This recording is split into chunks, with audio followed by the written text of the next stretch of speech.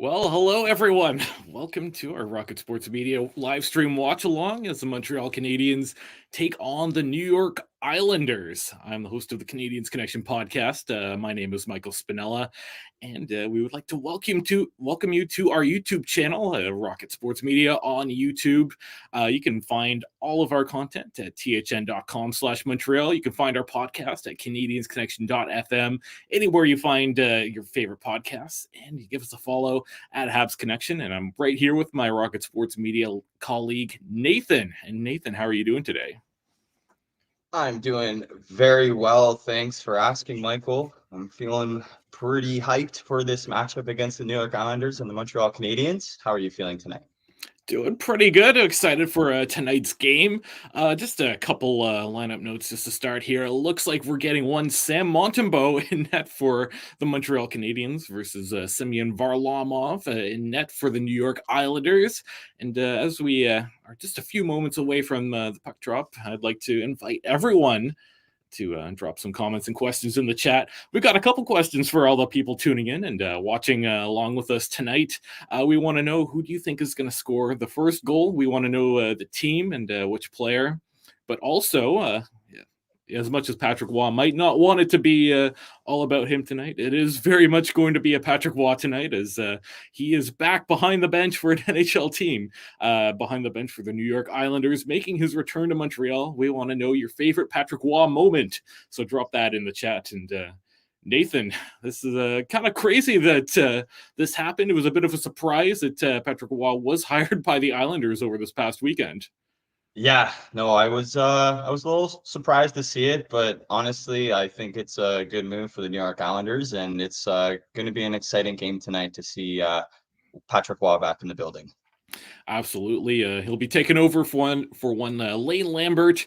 The Islanders a little bit hit and miss this season. I think the last couple weeks has been a little bit rough for them. So they certainly were looking to make that change and get some more defensive structure to them. So we'll see how that goes tonight.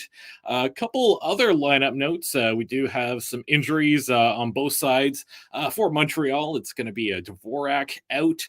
We're also going to have Kirby Dach out of the lineup for the remainder of the season. Recently, Joshua Waugh, who made his debut with Montreal last week, was sent back to Laval. And when Lucas Condotta has been called up, also Alex Newhook is going to be sitting out, but it looks like he's been skating. For the Islanders, it's going to be Pulock, Bortuzzo, Cizikas, and Matt Martin, who at the last minute was put day-to-day with an illness. So what are your thoughts on some of the lineup changes? It looks like Montreal made some adjustments there to their top line. Well, honestly, I think, over the course of the last couple of games, I mean, at least from my opinion, I think the top lines had their struggles and been hemmed in their end for parts of the game. But it's looking, I like the lineup changes, shake things up a little bit, and see how this will help the Montreal Canadiens be successful tonight. Yeah, looks like one Uri Slavkovsky for the Montreal Canadiens has been moved down to the second line. Can you tell us your thoughts on that? I think Slavkovsky's been all right, but after the last few games that Montreal has played, you certainly needed to make a few changes. Yeah, he's looked good. He's had his moments, but he also, he's shown his moments where he's still, he's still making mistakes, but I call him growing pains. He's Yeah. growing into a position, learning what he still needs to do. But honestly, I think it's a good move by Martin St. Louis to make the change on the top line to get the Canadiens going here tonight. Yeah, absolutely. And just as we approach puck drop here, it should be coming up in just a couple minutes. I'm just going to let everyone know a little reminder where they can find all of our great content on the Montreal Canadiens. Just head over to thn.com/Montreal. That's the hockey news for Montreal Canadiens. Give us a follow at Rocket Sports on Twitter, at Rocket Sports Media Inc. on Facebook, at Rocket Sports Media on Instagram, and CanadiensConnection.fm is where you can find the podcast, as well as any of your favorite podcasting apps or favorite streaming platforms. Looks like National Anthem is just about to go down here for the New York Islanders. It seems like Patrick Waugh might be a bit of a distraction for them, but in his media availability, he said he wants tonight to be all about the Islanders. So what are your thoughts on the Islanders and how they've been playing as of recently? You know what? Since Patrick Roy has been their coach over the last couple of games, they won their first game with Patrick Roy behind the bench. And last game they fell down 2 goals behind the Stanley Cup champions, Vegas Golden Knights, but they kind of clawed back, almost tied it up. But I think for the most part, the Islanders are still learning the new systems, the structures, and just trying to figure out what kind of style of gameplay Patrick Roy is. But looking forward to seeing how the Islanders go up against the Canadiens tonight. Absolutely. So two teams coming off of losses. The Montreal Canadiens losing 4-1 at home to the Ottawa Senators, and the New York Islanders, as you said, losing 3-2 to the Vegas Golden Knights. Kind of an interesting video of Patrick Roy as the New York Islanders head coach went viral the other day on social media as one of his first practices. He stopped some plays dead just to, I guess, yell a little bit and set things straight. Do you expect that Patrick Roy will be just as vocal while he's on the bench? Yeah, you know what? I honestly feel like he is. He's gonna emulate what he does in practice in the game, just to show the team that he's serious. He cares for this Islanders team, and when he says things, he wants them to happen. So I'm looking forward to seeing Patrick Roy, being very vocal behind the bench for the New York Islanders. Yeah, and as the national anthem's happening, the camera pans up towards Patrick Roy's number up in the rafters. That number 33, retired by the Montreal Canadiens. So, and it seems like we have a little compilation of some of his favorite moments as well. So, we're going to ask all the viewers tuning in tonight, what's your favorite Patrick Roy moment? Doesn't have to be Canadiens specifically, but be curious to know, because I think tonight he's going to be the man of the hour for sure. And as Amy Johnson has said, let's get to hear from both the Habs and Islanders fans. Let us know who you root for and which team you're watching from, or which city you're watching from, rather. So Nathan, I guess let's get the ball rolling with you. What is your favorite Patrick Roy moment of all time? You know what? It actually pulled a little clip of it on the screen here. If you're tuning into the game. It's back in the 94 playoffs or 93 playoffs, sorry, in the game 4 in the Stanley Cup finals against LA, where he saves a shot from Luc Robitaille and kind of gives Sandstrom a little bit of a wink for just kind of telling him, like, hey, like, I've got this puck. That's one of my favorite Patrick Roy moments for sure. Yeah, that sounds pretty great right there. And Canadiens Connection tuning in. Patrick Roy on the Jumbotron during the anthem. He can't avoid the spotlight in the Bell Center. So that's quite true. And Amy pointing out quite a lengthy ovation for Patrick Roy at the end of the anthem. So certainly, like I said, the man of the hour tonight is when Patrick Roy. We're all here sharing some of our favorite memories throughout his career. It could be as a player, as a coach on any team. And honestly, unfortunately, I might be unique in that when I think about Patrick Roy, I think about some goalie fights. He's had 3 in his career, and my favorite one is one against one Mike Vernon. I guess the Detroit Red Wings, and I've watched that so many times. Patrick Roy, known to be quite the aggressive goaltender, and just one of my favorite things to go back and rewatch. I was watching it just before we signed on as well on goalie fights, so love to see all the goalie fights, and Patrick Roy has done, I think, 3 of my favorite ones so far. Yeah, no, that's a good one for sure. I really like the goalie fights myself. Absolutely. So puck has dropped here at the Bell Center in Montreal. Puck quickly in the offensive zone for the New York Islanders. They start to cycle things around as they waste no time getting some energy. Quick shot towards Montembeault. Didn't quite get through to him. Shot from the point. That one gets through to Montembeault, and he'll cover that one up less than a minute in, and it looks like the Islanders are already buzzing with this brief break here. I think it's a good time to get to our player to watch on the Montreal Canadiens and a player to watch out for on the New York Islanders. And with that, who do you have your eyes on, Nathan? Tonight, you know what? I got a one Sean Monahan. This guy has been looking great offensively and defensively for the Canadiens. He has 7 points in his 9 points in his last 10 games, and he's been had a very nice assist for Joshua Roy's first goal in the NHL. And he's been very good on faceoffs with 55% of them winning on average. So I'm looking for Sean Monahan to light up the board tonight. Yeah, and a great pick right there. For me, I think the best player on the Montreal Canadiens in the last game was one Jaden Struble, the rookie. A surprise call-up possibly by the Montreal Canadiens, but since coming in, he's looked great. He's fast, he's a great skater, he's aggressive, he's strong. He can do just as much in the offensive zone as he does in the defensive zone, so I have my eyes on Jaden Struble. And who do you have your eyes on for the New York Islanders? Well, I'm gonna kind of stick with your kind of trend here. I'm gonna pick a D-man from the Islanders, and that's one Noah Dobson, the 12th pick, first overall pick, has 48 points this season, and he's looked very good defensively for the New York Islanders, playing on their top defensive pair with Alexander Romanov. I'm looking to see him play a good game tonight against the Habs and continue his point streak. Yeah, absolutely.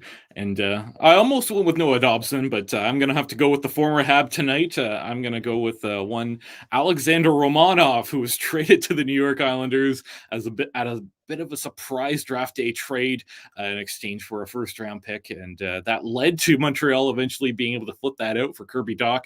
We'll talk about that a little bit more in the intermission too as we go along, but Romanov is a hitting machine, a solid defender in his own zone. So looking back to the game, just over 2 minutes in, it's in the Montreal offensive zone still. The New York Islanders seem to have quite a bit of energy right now. Montreal does manage to get the puck out, though, and out to center. They slowly come in, a little bit of a dump play to try and push it behind the net and go off on a bit of a change. Montreal's battling against the boards, but the Islanders being quite physical back there along the boards, and Montreal being difficult to knock off the puck before the Islanders finally push it out and past that red line. And a comment coming in here says, don't think there's a worse team in their own zone than the Habs. Oof. And yeah, the last few games, I think we can all agree that that was very much the case for the Montreal Canadiens. They have certainly been struggling. Their last 3 games, I don't think they've had fewer than 4 goals scored against them, and that's essentially led to them being to the worst goal differential in the Eastern Conference right now, losing to Ottawa 4-1, losing to the Bruins was it 9-4, and then losing to Ottawa before that 6-2. So probably their worst stretch of the season defensively. What do you think?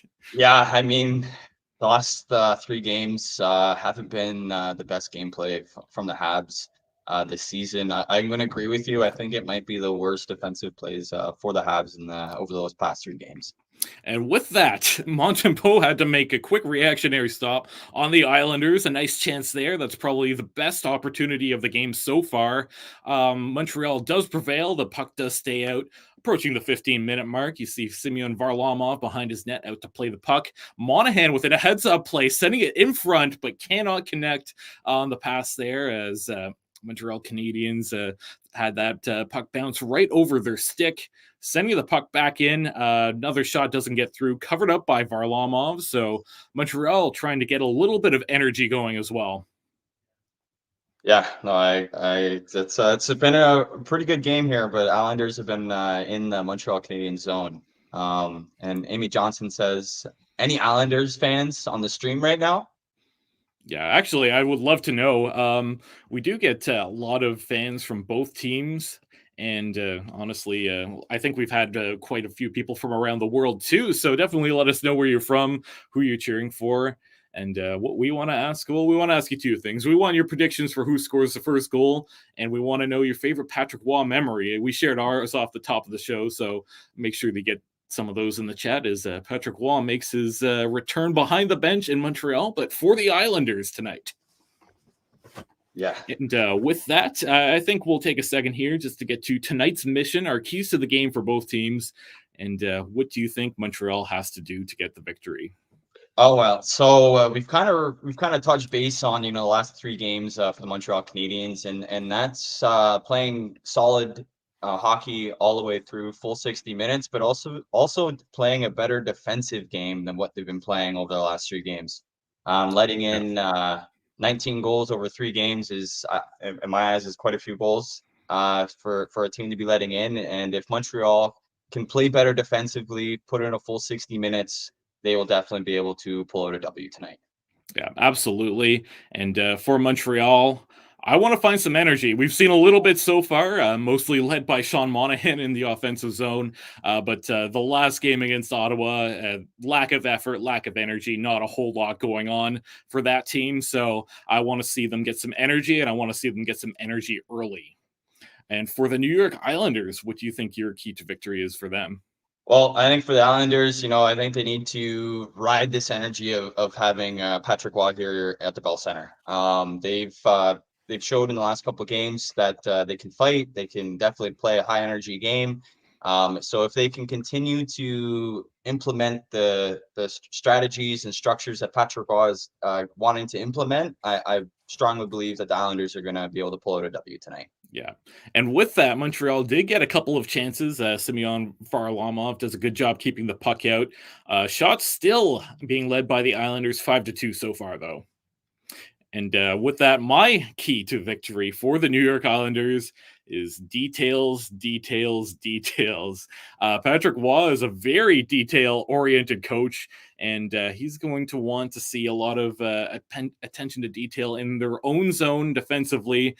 He's going to want to see those systems start to be implemented. So I want to see the Islanders show us some detail in their own zone there. With that, it looks like Montreal is off to the power play. Penalty against the New York Islanders. It's currently on a commercial break here. So on that note, I'm actually just curious to hear your thought on this one, as one Arbor Xhekaj has been called up from Laval. He made a start in the game against the Ottawa Senators last time. Wasn't very effective, but what do you think? Did he earn that call up, or is this something that you felt was a little bit unforced? Well, in my eyes, in my opinion, I honestly feel that Arbor Xhekaj earned his spot up in the NHL, and here's why. He was sent down to Laval to work on the defensive skills, work on maybe some other things that he needs to refine to be in the NHL.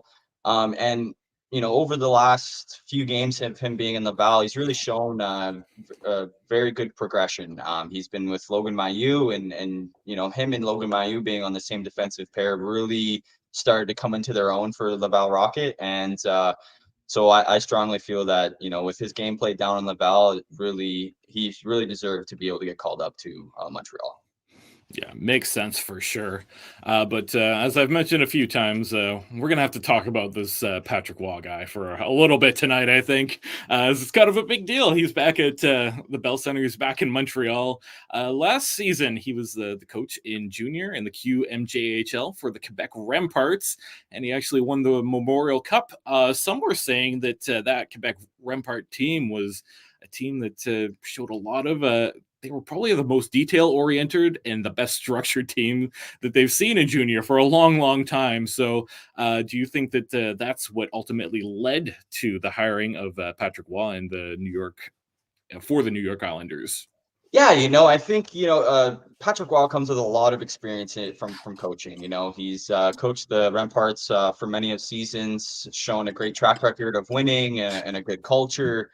And as you said, Michael, last season, them winning the Memorial Cup was just the cherry on top for Patrick Waugh to come back into the NHL. Absolutely. And Habs on the power play there, just coming off of a quick opportunity not too long after the face-off. Semyon Varlamov makes a nice save there on Cole Caulfield. Shot in between his legs, looks like, at the side of the net. So Varlamov doing his best not to be fooled by that one. He holds the fort, keeping his ground covered there. Pucks dropped once again, back on the power play for the Montreal Canadiens, about a minute 40 in.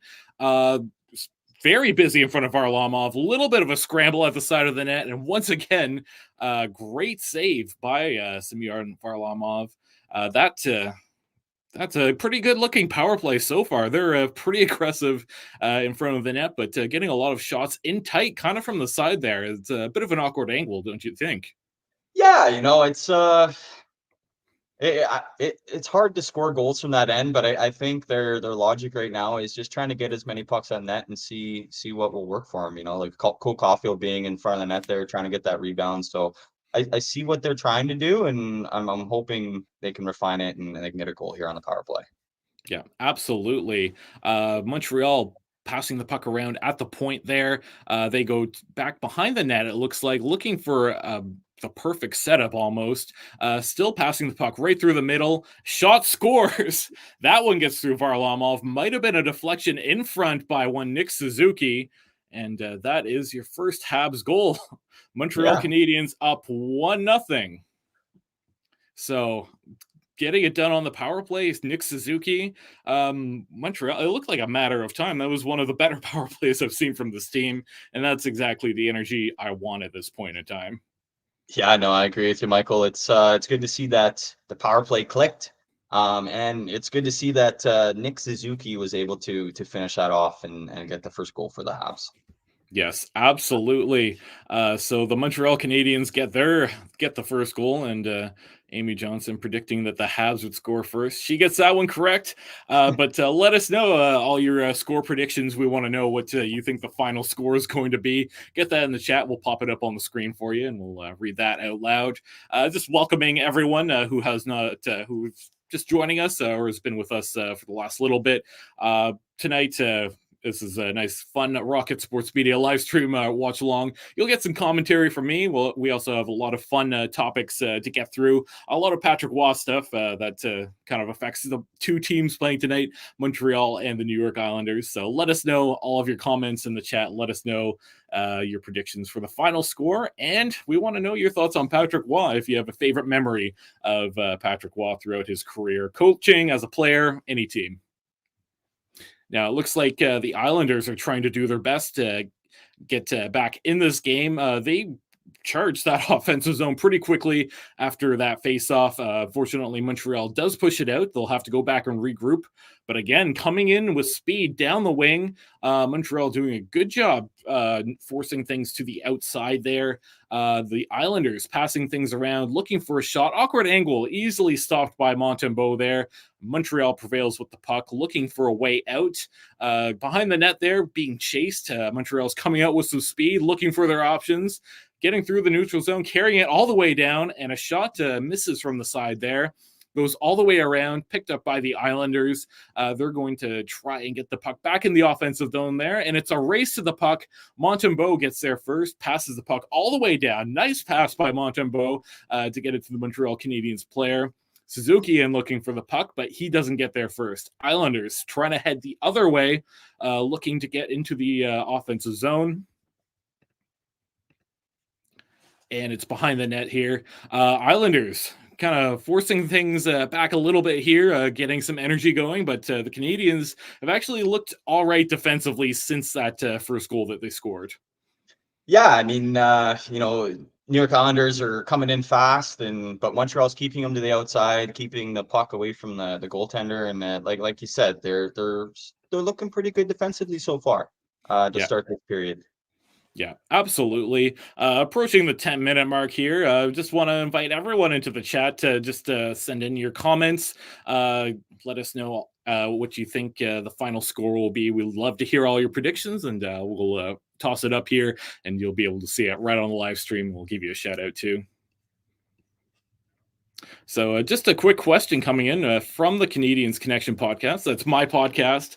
Canadiens Connection asked, did the Senators make the right decision on passing Waugh for Jacques Martin as the interim head coach? And that's a tricky question. It has been reported that the Ottawa Senators were looking at possibly bringing in Patrick Waugh in the offseason. New owner Michael Andlauer has been linked to Patrick Waugh quite a bit since he took over the ownership there.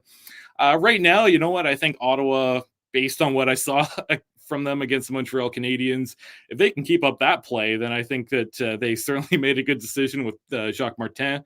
Martin is a different style of coach, another guy that's very detail oriented, but he's a little bit more calm and reserved. So, what do you think? Did the Senators make the right decision on passing on Patrick Waugh, or do you think they'll be a little bit disappointed that he was hired by the Islanders? Well, I'm kind of split decision on it. You know, like you said, Michael. If we're gonna base it off the Senators versus the Habs, I think they have the right coach there for Ottawa. But to compare to Patrick Waugh and Jacques Martin, I think for over the long stretch, I think it's gonna take a couple games for us to really see if this coaching change was like who's going to win that coaching battle. Yeah. But I honestly, so I just think that I think it's all right for now, Yeah. anyway. Makes sense. Montreal shorthanded has an opportunity. Shots, couple of saves by Semyon Varlamov. Looks like it's gonna be for the Canadiens. Raphael Harvey Pinard to the box. Gotta say he's been very underwhelming this year. Injury absent aside, and it looks like another penalty is happening. Could go to 4-on-4 now. Montreal went to the box for a few seconds there and had some shorthanded chances, lots of energy there and some good opportunities, but unfortunately could not capitalize. But they do go back to even strength. 4-on-4 will have a lot of open ice in this one. I'm pretty impressed with Montreal's play so far in this game, to be honest. Yeah, I mean, they got little more energy than the previous games, and they're showing some fight and some good defensive play so far this period. Yeah, absolutely. So coming out 4-on-4, they're going with Suzuki and Caulfield. So certainly have their two highest scorers out there, which is exactly what you want to see. Less than 10 minutes ago, Montreal up 1-0 and looking pretty good. I don't think the Islanders have been particularly bad, but I think Montreal has been just slightly better and certainly deserved that 1-0 lead. Yeah, Montreal does deserve that 1-0 lead, especially it's good to see them getting that goal on the power play. Yeah, absolutely. Getting things started off pretty quickly here.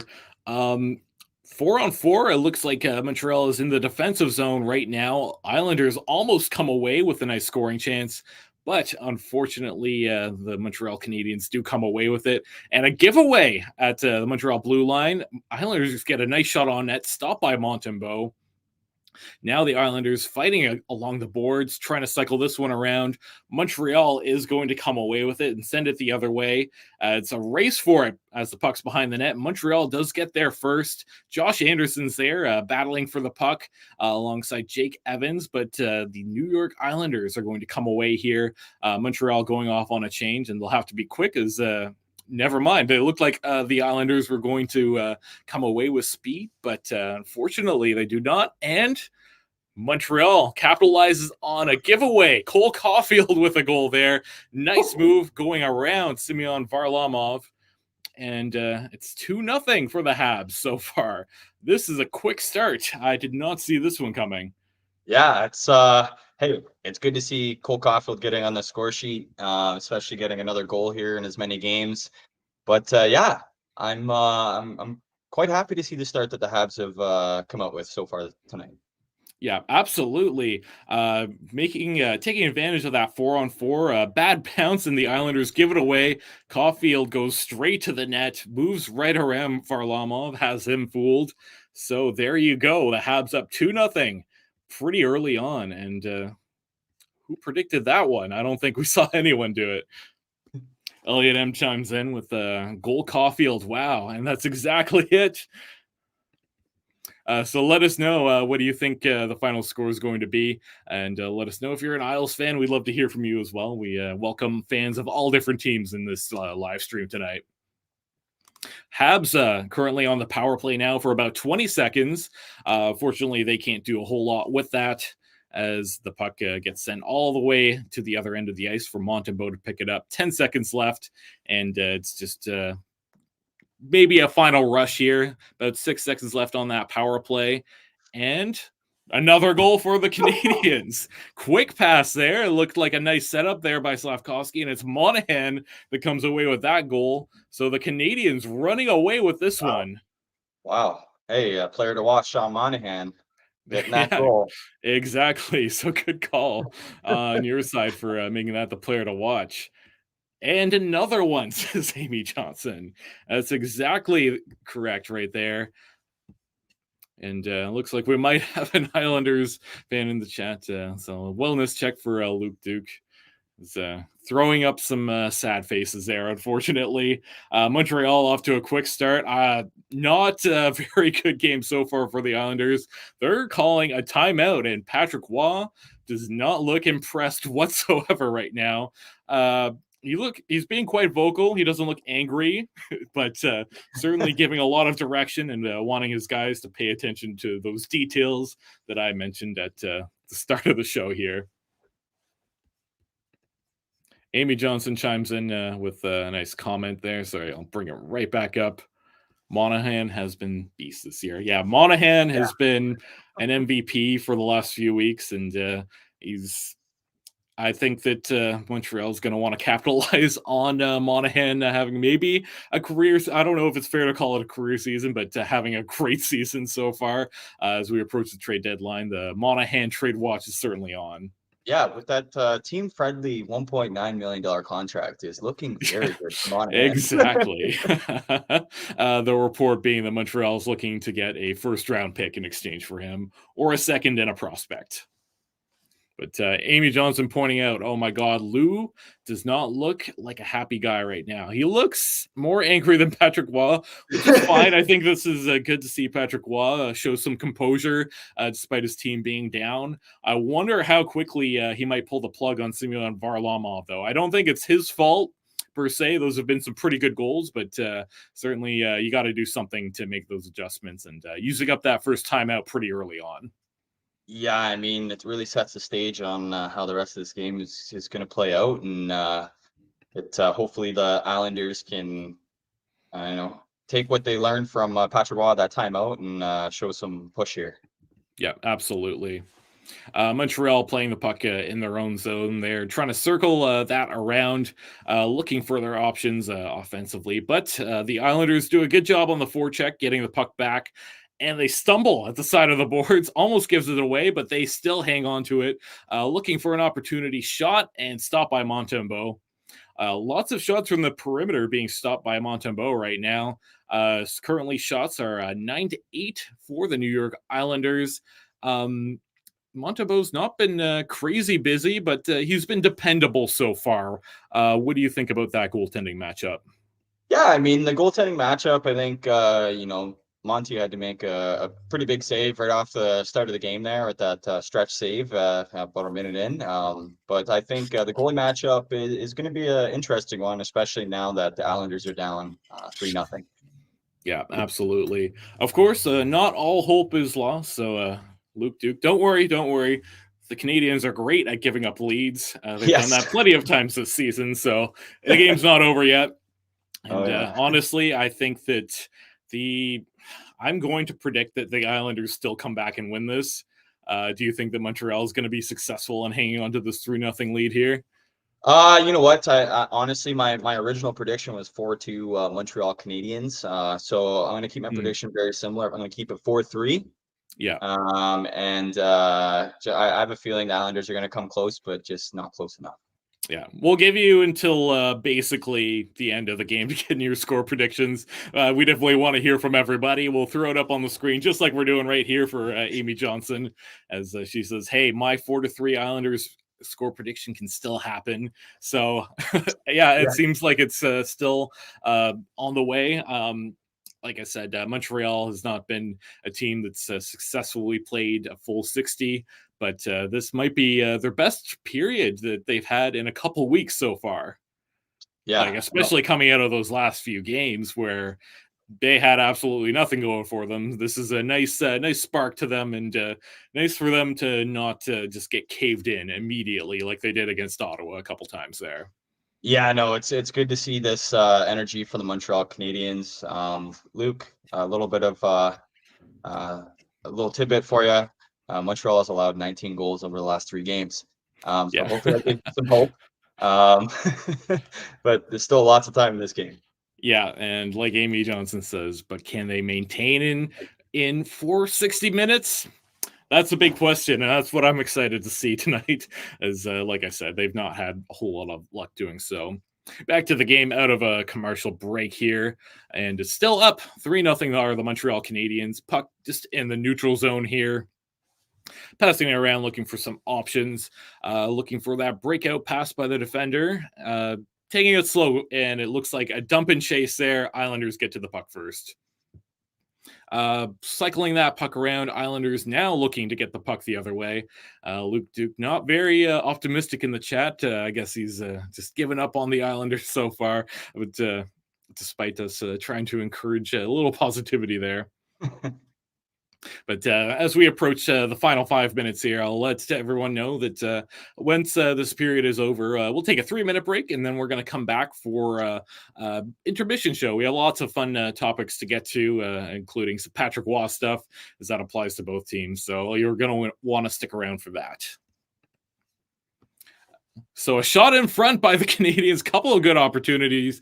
Varlamov standing tall, shot from the point. That one gets through to Varlamov, kick to the corner. Now the Islanders the other way, looking for an odd man rush. Looks like the Canadiens do have numbers. Great feed in front, misses the net. Almost could have beaten Montembeault.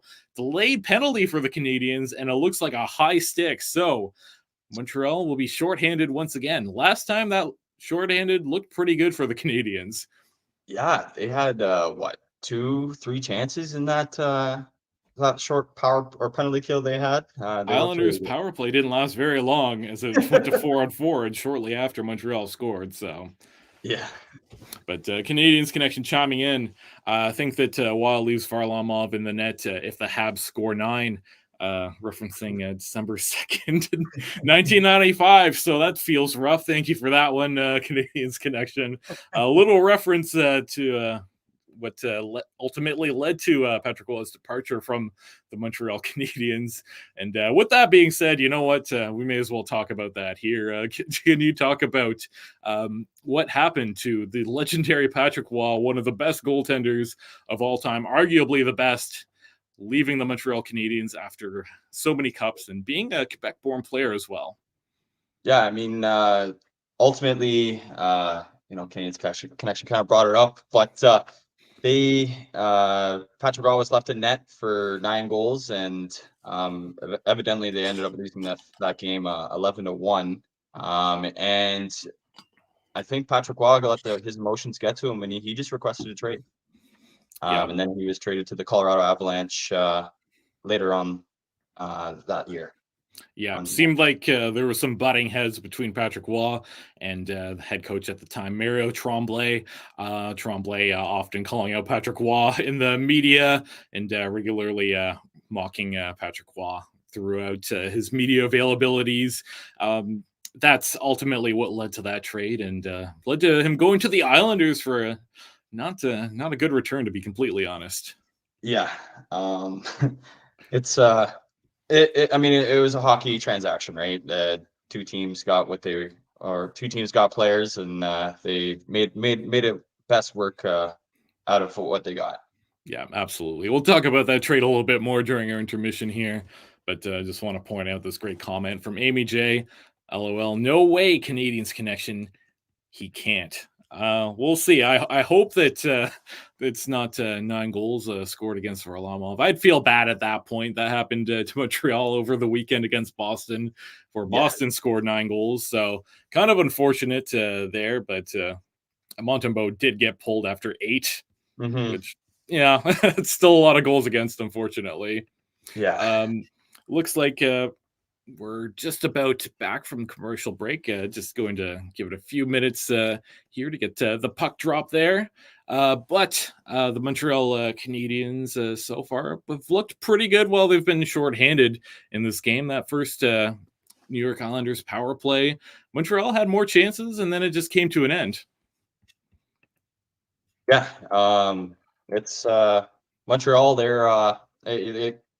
They've been doing really good defensively, and but now it looks like New York Islanders are holding that puck in Montreal zone right now.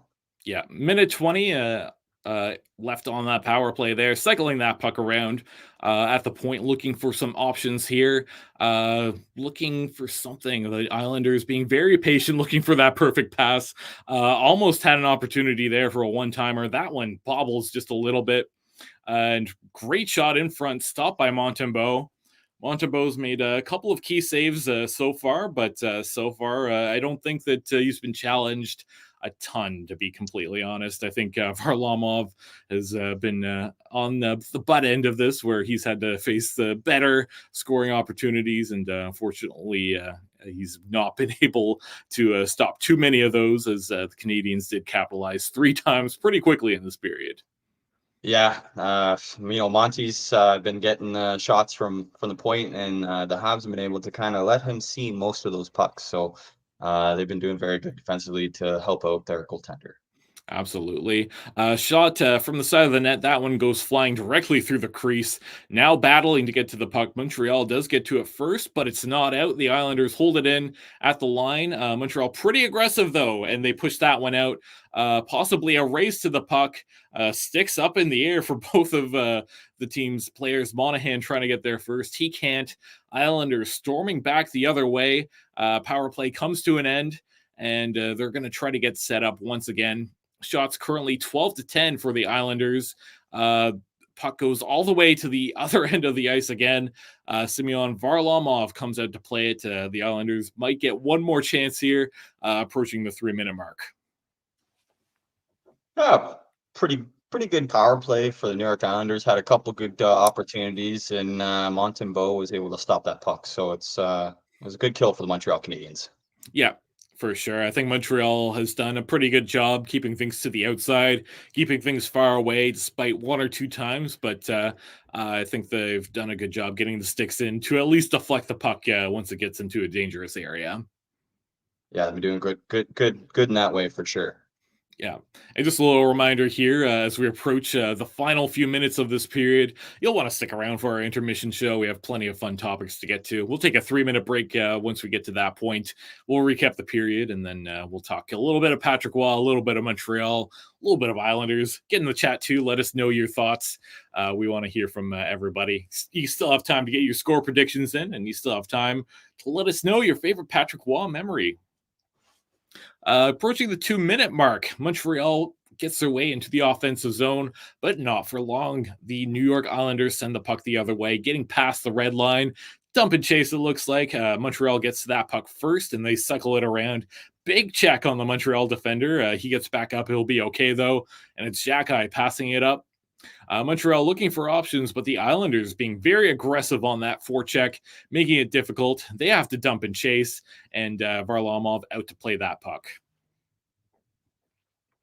So, sorry. No, go ahead. No, it's a little bit of a little bit of uptick in the energy from the New York Islanders since that timeout they used earlier in this period. What do you think about that? Yeah, I agree. I think they've been a little bit better structure. They've not given up a ton of chances since that point, and that's exactly what Patrick Roy was looking to do there. The Islanders, just a bad start. Like I said, I don't think they played particularly bad. It's just that Montreal had some good scoring opportunities, and they finished on them. So, looking at Patrick Roy there, you can tell he's not too happy. But his face isn't red yet. He's not a big bowl full of jam at the moment. Looking for the puck to drop here. It's actually Lucas Condotta, the call-up, who gets kicked out of the face-off dot. It's going to be Michael Pezzetta going in his place against Jean-Gabriel Pageau. Pezzetta does win it. Back to the point. Shot gets through, but the Islanders come the other way. Looking for the dump and chase here, but lots of bodies getting in the way. Gauthier shoves Xhekaj into the boards. Montreal battling to get that puck away. Behind the net, they do have control, looking for options. Right into the middle, Montreal stumbles, and that could have been dangerous. Almost a giveaway. And looks like there's going to be another penalty being called for tripping. We'll wait and see who's that called. Yeah, it's going to be Gauthier to the box for the Islanders. Montreal back to the power play. Yeah. This is a penalty-filled period. Yeah, very undisciplined and kind of Yeah, not a good play there by Gauthier with the offensive zone penalty there. So sending Montreal back to the power play. They'll have about a minute, and it'll carry over into the next period if they don't score. Just want to point out this chat from the Canadiens Connection, Yuri Slavkovsky and Lucas Condotta with 2 minutes and 56 seconds in ice time so far in the first. So both of those players not getting a ton of ice. A little bit expected from Condotta, but Yuri Slavkovsky, I think that's quite surprising. Yeah, it's I think Martin St. Louis is trying to make sure that if you're going to be on the ice, you're going to make sure you do the right plays. You're going to have energy. You're going to meet his criteria before he lets you on the ice. Absolutely. Montreal with a couple opportunities there, but the Islanders do clear it out. And Islanders first to the puck, they send it back all the way to their own zone to kill some extra minutes. Dying seconds of this period. And I believe you have a comment there to read from Amy. Yeah, Amy Johnson says, Waz going to get impatient with all these penalties. Spot on. I agree with you, Amy Johnson. Less than 10 seconds to go in this period. Islanders look to control the puck the most here. 1 second, and that's the end of that period. 3-0 for the Montreal Canadiens. Who would have predicted that one? That was a pretty good period for those players, and a scrum after the whistle here. Slavkovsky in the middle of it. Horvat's in there as well with Suzuki, Matheson. Not sure what's sparked this one, but the Islanders possibly looking to even things out in the penalty box as this period comes to an end. Yeah, Slavkovsky looks very angry right now. Looks like something really bugged him to get him all fired up. Yeah, absolutely. So, like Amy Johnson says, don't go away. First intermission show coming up next. Canadiens Connection here. Slav is upset with Clutterbuck, or maybe his ice time. That's a good point too. Yeah, obviously Clutterbuck's a bit of an agitator. But just a little recap of that last period before we take our 3-minute break. 3-0 for the Montreal Canadiens, and a couple different goal scorers there. I'll pull up a visual here in just 2 seconds, but that's exactly the start that you wanted if you're the Habs. Like I said, I wanted energy from them. They delivered. That was exactly right. And here we go. I'll pull up on the screen. From Rick Stevens, Rocket Sports, at Rocket Sports on Twitter. Habs lead Islanders 3-0. CH goals from Suzuki, Caulfield, and Monahan. And make sure that you give that account a follow, just at Rocket Sports, as you get all your game updates along the way. And with that, we'll take our 3-minute break. We'll be back here soon, and stay with us for our intermission show.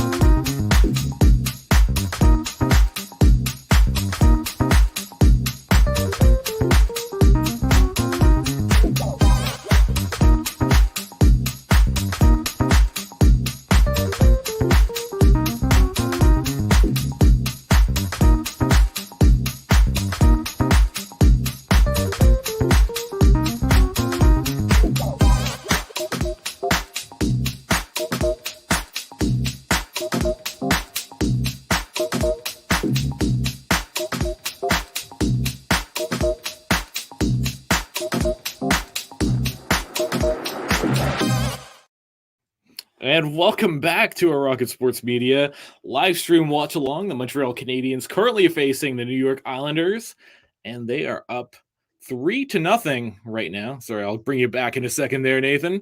Welcome back. So goals on the power play: Nick Suzuki, assisted by Uri Slavkovsky and Sean Monahan. The next goal, Cole Caulfield, coming from Nick Suzuki. And then the third goal, Sean Monahan from Mike Matheson. And Sam Montembeault gets a goalie assist on that one. So 2 points for Suzuki and 2 points for Matheson so far in this one, as the Montreal Canadiens come out and they certainly mean business against the New York Islanders. I'll just get your quick thoughts on that period. Yeah, I mean, so the first 20 seconds of the game, Islanders came out strong in the offensive zone, and Montreal kept calling back at them, and you know what, Montreal made the Islanders pay on the mistakes that they made in that first period. But I like to see that Patrick Roy used that timeout to try to collect his team. And ever since that timeout, I think the Islanders have slowly started to pick up the pace. But other than, there's been a lot of penalties in that first period. So I think for both teams, they need to stay out of the box and continue with the pressure that they did by the end of that period. Absolutely. And just before we get into our intermission completely, I just want to remind everyone, make sure you check out all of our content. We cover the Montreal Canadiens for the hockey news at thn.com/Montreal. Also, give us a follow at Rocket Sports, on Twitter at Rocket Sports Media Inc., on Facebook at Rocket Sports Media, on Instagram, and check out our podcast, Canadiens Connection.fm. You can find it on any of your favorite streaming platforms, wherever you get your favorite podcasts. And we come out every single Saturday, so you're not going to want to miss a single episode. So, Nathan, it's Patrick Roy night in Montreal, despite the fact that he is said in his media availability he wants tonight to be about the Islanders. Doesn't look like it's going that way. It seems to be all about Patrick Roy. Yeah, it's definitely Patrick Roy night in the Bell Center, and it's probably not the start that Patrick Roy was looking for his team, but definitely a good start for the Canadiens. Absolutely. Amy pops into the chat and says, so do we think Roy can get the Islanders turned around during the intermission, or will the Habs pile on in the second? We're taking some game score predictions, so make sure we want to get everyone in the chat. Let us know your score predictions. We'll pull it up just like we did with all of Amy Johnson's comments. Leave comments and questions in general. We want to hear from you. And also, one final thing. I know we're asking a lot of everybody, but I'm curious, what's your favorite Patrick Roy memory? We talked about some of ours right at the beginning of the show. I mentioned a goalie fight against Mike Vernon, and you mentioned the classic wink, but so many iconic moments for Patrick Roy. But tonight, he's behind the bench for the New York Islanders. The Islanders, I think Lou Lamoriello is pretty disappointed in their season so far. The Islanders are a team that normally would be all about defense, but it's not looked that way this season, and they're outside of the playoffs. Do you think Patrick Roy was the right guy to get behind the bench for the Islanders, and do you see him being able to turn this around? Honestly, I think Patrick Roy is a good fit for the New York Islanders, and here's why. They wanted the Islanders want to play with emotion, with their gameplay. They want to be able to work hard, play hard, and they want to be the team to be hard to play against. And Patrick Roy has those attributes to himself, and he's very vocal when it comes to letting his team know what they're not doing right. So I honestly, in my opinion, I think Patrick Roy being a New York Islander coach is a good fit for them. Yeah, absolutely. And I think that he kind of fits their identity a little bit too, with being well structured. We talked a little bit about how he was a coach for the Quebec Ramparts of the QMJHL last season. They went on to win the Memorial Cup. And, if you've ever watched Junior, it's definitely not as, coordinated a game as you get in the NHL level. Defensive coverage can be a little bit hit and miss. Sometimes it's a little bit loosey goosey with some high scoring games, but the Quebec Rempart had an identity where they were very well structured through and through, and one of the better well structured teams in this QMJHL last season. So I'll just get you to recap that a little bit. Yeah, so I mean, Patrick Waugh and the Quebec Ramparts, like you said, they went on to win the Memorial Cup. And to be honest, I think with Patrick Waugh's game style and what he wants his team to work towards and play for is evident in that team's gameplay. So the one thing I really enjoy with Patrick Waugh is, when he says stuff, the team listens. Yeah, and you can see that just within the team's gameplay, right? So I think for the New York Islanders, I think Patrick Waugh, again, very vocal. I think they just need to continue to listen to what he has to say, and they're going to put out a good product in the second period. Absolutely. Just a little comment coming in from Curtis. Certainly didn't expect that first period. It's nice to see the changes made to the PP approach. So, referring to the Montreal Canadiens, who had a pretty good looking power play and scoring 3 different goals. So, Montreal certainly taking advantage of one Patrick Waugh tonight, who's currently on the losing end of things. You saw kind of a montage of different Patrick Waugh moments in that first, during the anthem at least, and a long standing ovation for him by everyone at the Bell Center. Patrick Waugh, of course, arguably the best goaltender of all time. Montreal Canadian goaltender. He's accomplished so much. Drafted 51st overall in 1984 by Montreal. But kind of a little tidbit is he actually was not a Montreal fan growing up. Being from Quebec City, he grew up a Nordique fan, but kind of interesting that he got to play for the rival team, maybe a team that he disliked quite a bit growing up. But nonetheless, one of the greats. You see his number up in the rafter. That number 3 has been retired in Montreal. November 22nd, 2008 was the day. Also retired by the Colorado Avalanche, that number 3 jersey in October 28th, 2003. So can I just get you to talk about some of those big accomplishments that Patrick Waugh has made throughout his career? Yeah, I mean, like Patrick Waugh, he's got, like you said, he's got a whole list of trophies and accolades. Conn Smythe winner 3 times in 2000, 2001, 92, 93, and 1985 and 1986. Stanley Cup winner 4 times, 2 with Montreal and 2 with Colorado. And he's a Vezina Trophy, won that 3 times on 1988 to 89, 1989 to 90, and 1991 to 1992.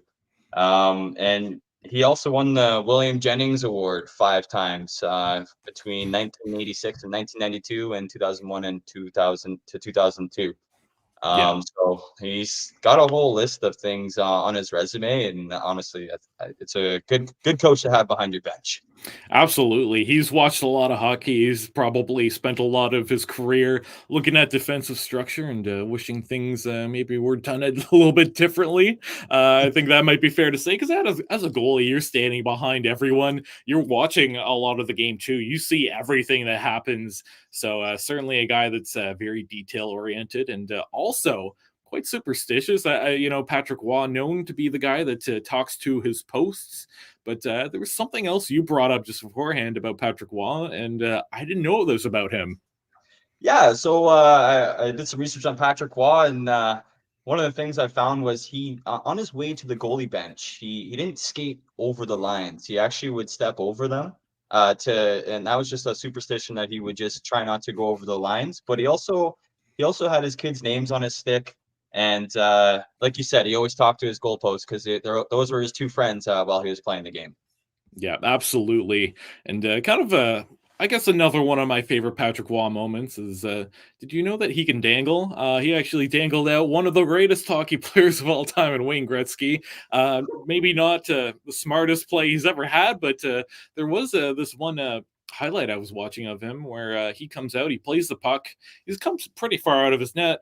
and then he does kind of the spinorama move to get around Wayne Gretzky. But unfortunately, the play ends because he plays the puck past the red line, so that's an automatic penalty. Unfortunately, as a goaltender, you cannot pass that red line. So kind of one of those funny moments, iconic Patrick Waugh moment, and we'd love to hear everyone else's favorite Patrick Waugh moments in the chat as well. Patrick Waugh, of course, plenty of coaching experience as well as goaltending experience. He had a bit of a tenure in Colorado that ended with him resigning, but he did win a Jack Adams while he was there. I believe 3 seasons in Colorado. Can you talk about that a little bit? This is where we really got to know Patrick Waugh as a coach. Yeah, like you said, he coached the Avalanche from 2013 to 2016, and in his first season with the Colorado Avalanche, he did, like you said, win that Jack Adams Award, leading the Colorado Avalanche 52 wins, 22 losses, and 8 overtime losses. It's he was a good coach for them, and he really showed, like you said, really showed what kind of coach he could be at the NHL level with that Colorado Avalanche team. Yeah, absolutely. And Patrick Waugh kind of revolutionized modern day goaltending as well. I think he was doing the butterfly at a time where that wasn't really what a lot of goaltenders were doing either. So that really changed how goaltending looks today.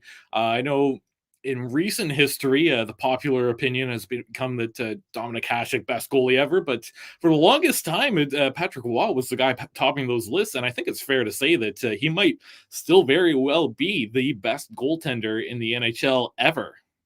Yeah, no, I agree with you on that one, Michael. I think Patrick Waugh is a very good goaltender. Like we've said, he's got a list of accolades and trophies to go behind that, and it's when you talk to people and you kind of get a feel for their personal opinion, and from my circle of friends, I've only heard Patrick Waugh. Really, you hear the odd Dominic Hasek, like he said, but Patrick Waugh Yeah. pretty much steals the conversation in my circle. Yeah, absolutely. Patrick Waugh with over 1,029 games in the NHL. Certainly, just that in itself is a huge accomplishment for any player getting to that 1,000 games, but also posting up an all-time .910 save percentage and 2.54 goals against average throughout his career. And this was at a time where I think a lot of goals were being scored, right?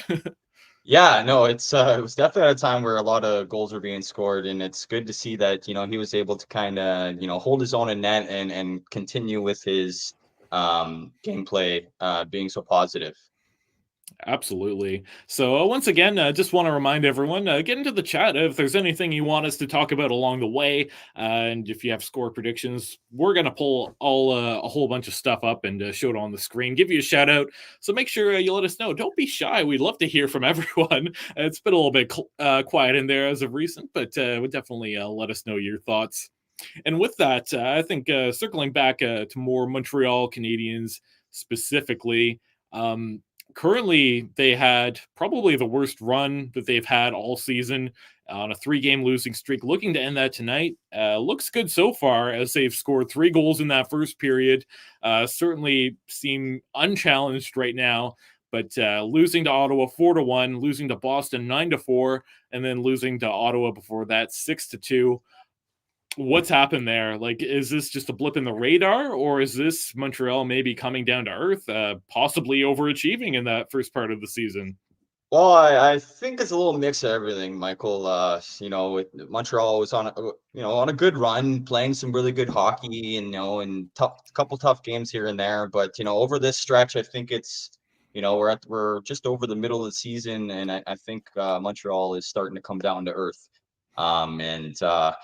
It really shows with the score, especially being outscored 19-4. That's a It's lot. rough. That's a lot of goals. So we just gotta. They have to just continue playing the way they're playing right now, and hopefully pull out a W tonight. Yeah, absolutely. And if you are the Montreal Canadiens, I think it's rebuilding, so consistency is going to go up and down. I think they had an easier schedule to start the year, and they just kind of ran into a wall within the last week. They've not had a good record against Ottawa. 8 straight losses against Ottawa certainly killed their confidence, and then going up against a Boston team that's unreal, and then coming back home and having to face off Ottawa again, a team that you struggle against. I don't think that this is necessarily going to be the norm, but I think that when you're a rebuilding team, you're going to have peaks and valleys. That's just how it is. Mm-hmm. Yeah, no, I agree with you on that one, Michael. Absolutely. So back to that second period, as this is about to begin. Back to the game right now. We want to make sure that we hear from all of our listeners. There's still time to get some predictions in. We want to let you know, and certainly this is going to be interesting to see if the Montreal Canadiens can score a goal, or can hold the lead rather, and if the Islanders can score a few goals. What are your predictions here? Well, I think in the second period, I have this feeling the Islanders are going to come out swinging. And I have a prediction that the Islanders are going to put 2 in the net, and Montreal is going to put 1 more in the net in the second period. Yeah, sounds good. Montreal still on the power play. About 30 seconds left in this power play as the New York Islanders got a high-sticking penalty there. Montreal scored a power play goal in the first period, so they're doing a pretty good job here, cycling things around nicely. Almost a good opportunity in the middle, but the Islanders will not let that happen. Coming the other way, they get a shot. That goes off of Montembeault's stick and out of play. 7 seconds left in that power play, and looks like they might get one more rush as it's going to be a face-off in their own zone. I'm just looking at the chat here from Curtis. Being goal for 10 overtime victories and the run to the 93 Stanley Cup is just a bit special. I completely agree with you, Curtis. That's something that not a lot of goaltenders can really say they're a part of. Absolutely. So Patrick Waugh Knight, of course, in Montreal, here on the stream too. We're talking about him quite a bit. We want to know some of your thoughts on him and your favorite memories, if you have any. Just like Curtis, throw it into the chat. We'll put it up here, and we'll give you a nice little shout out. So, like he said, very special for Patrick Waugh, arguably the greatest of all time. Yeah. Just another note here from Amy Johnson. Nathan, were you copying off my notes? That's my second period prediction as well. So great minds think alike. So thank you for pointing that one out too. Of course, Montreal up 3-0 here. That power play has come to an end. Now Montreal is actually leading the shots department 13-12. They were behind for most of that first period, but I think that power play right at the beginning there kind of changed the difference. Yeah, and that's this is something Montreal hasn't seen in the last 3 games is a lead in the shot total. So it's good to see Montreal kind of be on the other side of this stat. Yeah, a couple of opportunities there. Anderson unfortunately cannot get the shot through as the Islanders pretty good with their sticks. Now coming the other way, getting a shot. That's Montembeault. Bit of a scary moment. Juicy rebound, but he does get there first to cover that one up. That could have been quite ugly for them. Yeah, it's good that the New York Islanders didn't have any players coming in hard there to kind of catch Montembeault sleeping. Yeah, absolutely. And like you said, the Montreal Canadiens, it's not too often where I watch a game and I see them leading in the shots department. At least that's based off of my feel. But also, it's nice to see them have a lead because I don't think they've really had one in any of their last few games there. The last time they won was against the New Jersey Devils in a 3-2 effort. Almost blew it as the Devils tied things up 2-2 after Montreal had a 2-0 lead. And Montreal, at the very end of the period, did manage to score. So lots of interesting stuff going on for Montreal here. In their own zone, Michael Pezzetta out to take the face-off. That's the second time I've seen Lucas Condotta kicked out. And it looks like a penalty is coming. And it could be, a slashing penalty is coming out. And we will see a power play for the New York Islanders. Wow, the refs are calling everything this game with the amount of penalties being called between the first 23 minutes of the game. Absolutely. Jaden Struble to the box there. A bit of a weird penalty. I'll take another look here as they're showing the highlight. Oh, yeah, he extends that stick. It gets a little bit too high, and it gets that New York Islanders player right in the glove. So they're going to call that all the time, and Patrick Waugh is going to be happy that his team's back on the power play. Montreal in their last game against Ottawa took 5 penalties. They also had 5 power plays. No power play goals in that one. Yeah, the power play that game did not do anything, and it honestly it looks a lot better. It looks a lot better this game for the Habs. So far on 2 power plays, the Islanders have one shot. Of course, one of those power plays did not last very long before it went to 4-on-4. Islanders start that power play off by a little rush into the offensive zone, putting the puck on Montembeault, and certainly a gathering around the crease. It looks like the officials are going to be talking about something here. What's going to be? What do you think is happening? Are they debating over a penalty, or are they going to have to review something? I think what I saw was there's just some like cross checking and hacking there once the whistle was blown, but I don't know. They're looking at video replay right now on something. Yeah, we'll take a look at the replay here. Backhand. Oh, possibly got past Montembeault there. They're going to want to, it looks like it could be close. Puck possibly got between the skate and the goalpost there. They're showing the overhead view. It's hard to see. Canadiens Connection is chiming in here saying puck is in the net, but we'll see what the call is here. We'll wait for that official call because sometimes it can be inconclusive. But actually, Oh, it's oh, it does yeah, look like it is in yeah, the net. That's a good call. So yeah, that Canadiens is. Connection with the heads up there, giving us the intel. Yeah, thank you. Wow, that's a tough job for New York. Well, I mean, it took me a second to see where the puck was. Like at first, I wasn't sure, but yeah, that's Yeah, that's certainly a weird play. I didn't expect that. yeah, no, it's definitely a goal Montembeault would like to have back Yeah, so potentially looking at the whistle here to see.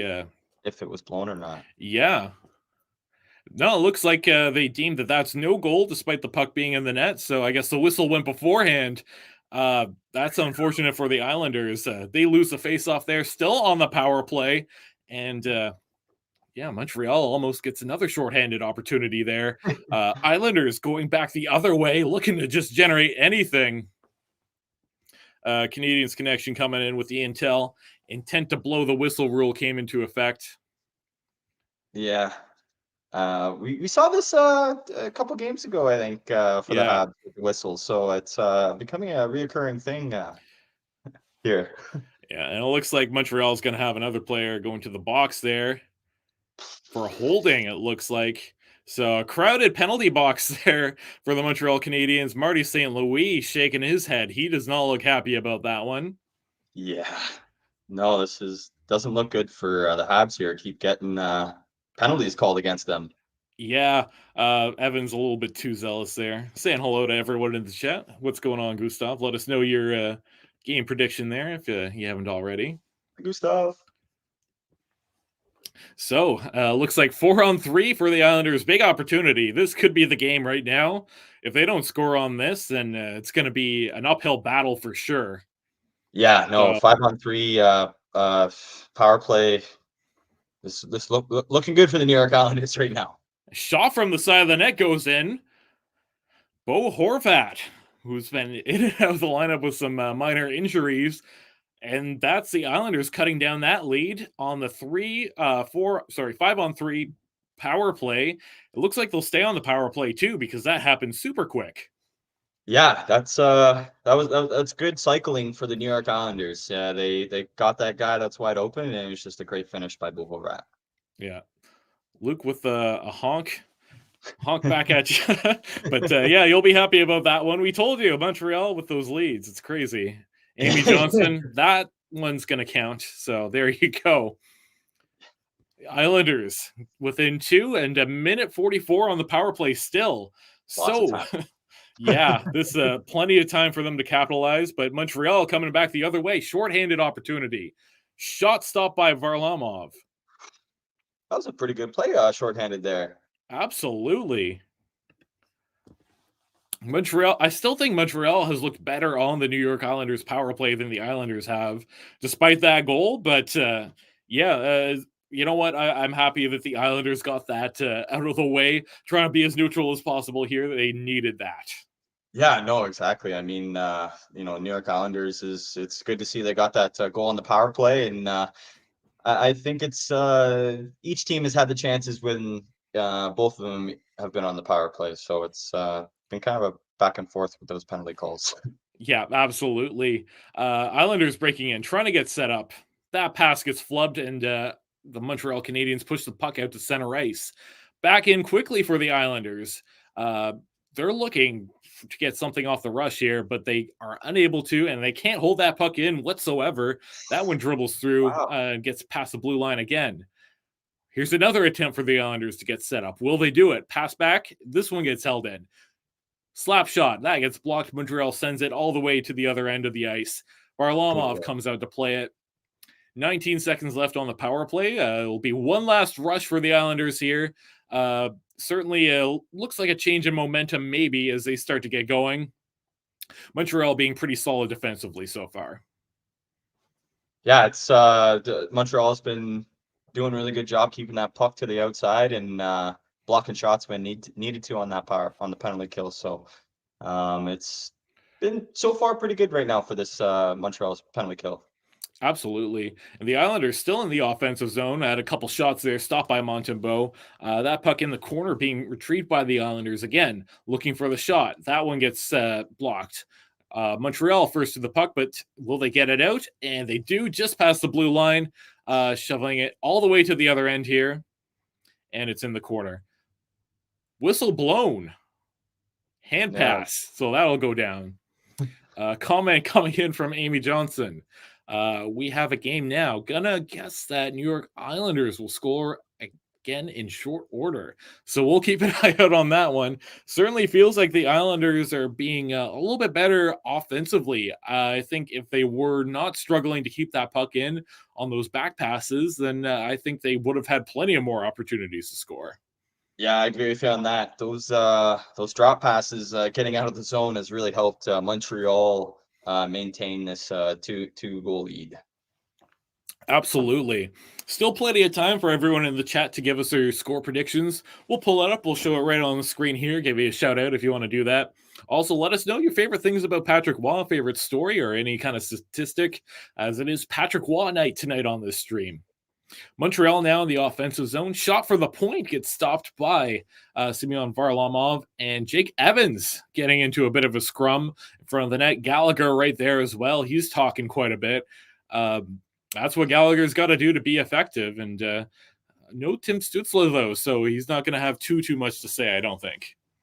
Yeah, no, no Stützle, but I honestly, I think Gallagher is gonna go tell people what they need to hear when he needs to, right? So Yeah, absolutely. The Montreal up 3-1 in the second period as the Islanders score on that 5-on-3 power play right at the start of the period. About 14 minutes left in this one. Offensive power play for the Canadiens. They win it. Shot from the point gets covered up by Varlamov. They'll set up again to get another face-off here. But it looks like they're going to break. Maybe. It's hard to tell with this broadcast, but they're taking a few seconds anyway here. I thought I was going to break, but anyway, as we talked about Gallagher there, always interesting when Gallagher faces off against Ottawa. He's one of the few remaining, I think the only remaining player from when Ottawa and Montreal met in the playoffs many years ago, the last time. And lately, it's been all eyes on Gallagher and Tim Stützle. So, what do you think about this rivalry? Gallagher trying to call out Stützle for being a diver, and then Stützle essentially saying, "I don't care." honestly, I think it's an interesting rivalry for sure, and to put the cherry on top to make frustrations more for the Habs is that Ottawa's beaten us 8-0 or 8 games in a row. So I know that's probably fueling this feud between Gallagher and Stützle, but I do want to point this out that Gallagher, yeah, he had a lot of not nice things to say about Stützle, but he also had a lot of good things to say about Stützle, saying he's a great hockey player, does great things for his team. So it's I think it's going to be a rivalry that's going to be there, and looking to see if it intensifies over the next couple seasons. Yeah, I almost wanted to say that Montreal and Ottawa, once they become contenders in the playoffs, they could be the best rivalry in the NHL. But it's just that lopsided 8 wins in a row for Ottawa that kind of kill it a little bit, and a very unspirited effort by Montreal in that last game. They didn't have anything until the third period, and just for a brief while. Yeah, I think on the jumbotron it showed a couple fans falling asleep at the game. So Yeah. um, definitely not a game to um, definitely a game you wanted to play better in.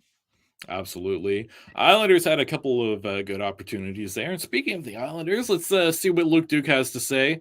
Luke Duke says, "What's your favorite player?" Mine's Barzal, and I'll defer to you on that one to start this. Well, I'm gonna choose a player that doesn't uh, play on the Montreal Canadiens anymore. It's one Alex Kovalev. He's been one of my favorite players for the Montreal Canadiens throughout my hockey career. Just a a great goal scorer. Great addition when he played for Montreal, and just an all-around great role model to look up to. Yeah, absolutely. And, I have a lot of favorite players in the NHL, so this is always a difficult question to get to. Who's my favorite player this week? Uh, you know what, Charlie McAvoy. I know it's a Bruin, I know, but I like the offensive defenseman. Charlie Yeah. McAvoy is he's a Norris Trophy winner. He's a very good defenseman. I'd love to have him. I think 32 teams in the NHL would love to have him on their team as well. So that's a great question there by Luke Duke. So feel free to let us know that, as well as your score predictions. Now we're actually headed into intermission there, as that seemed to take a while to get going. But Montreal up 3-1. The Islanders do manage to get back in this period on the power play, scoring on the 5-on-3. Montreal stormed out ready to play in this one. 3-0 in that first period. Both teams seem to be playing pretty well. Pretty aggressive on both sides. Both teams getting their licks in.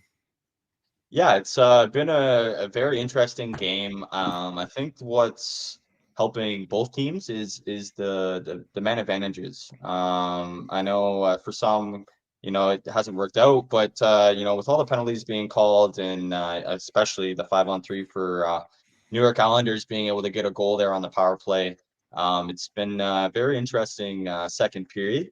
But I think in my eyes so far, I think the Islanders have been carrying most of that gameplay this period.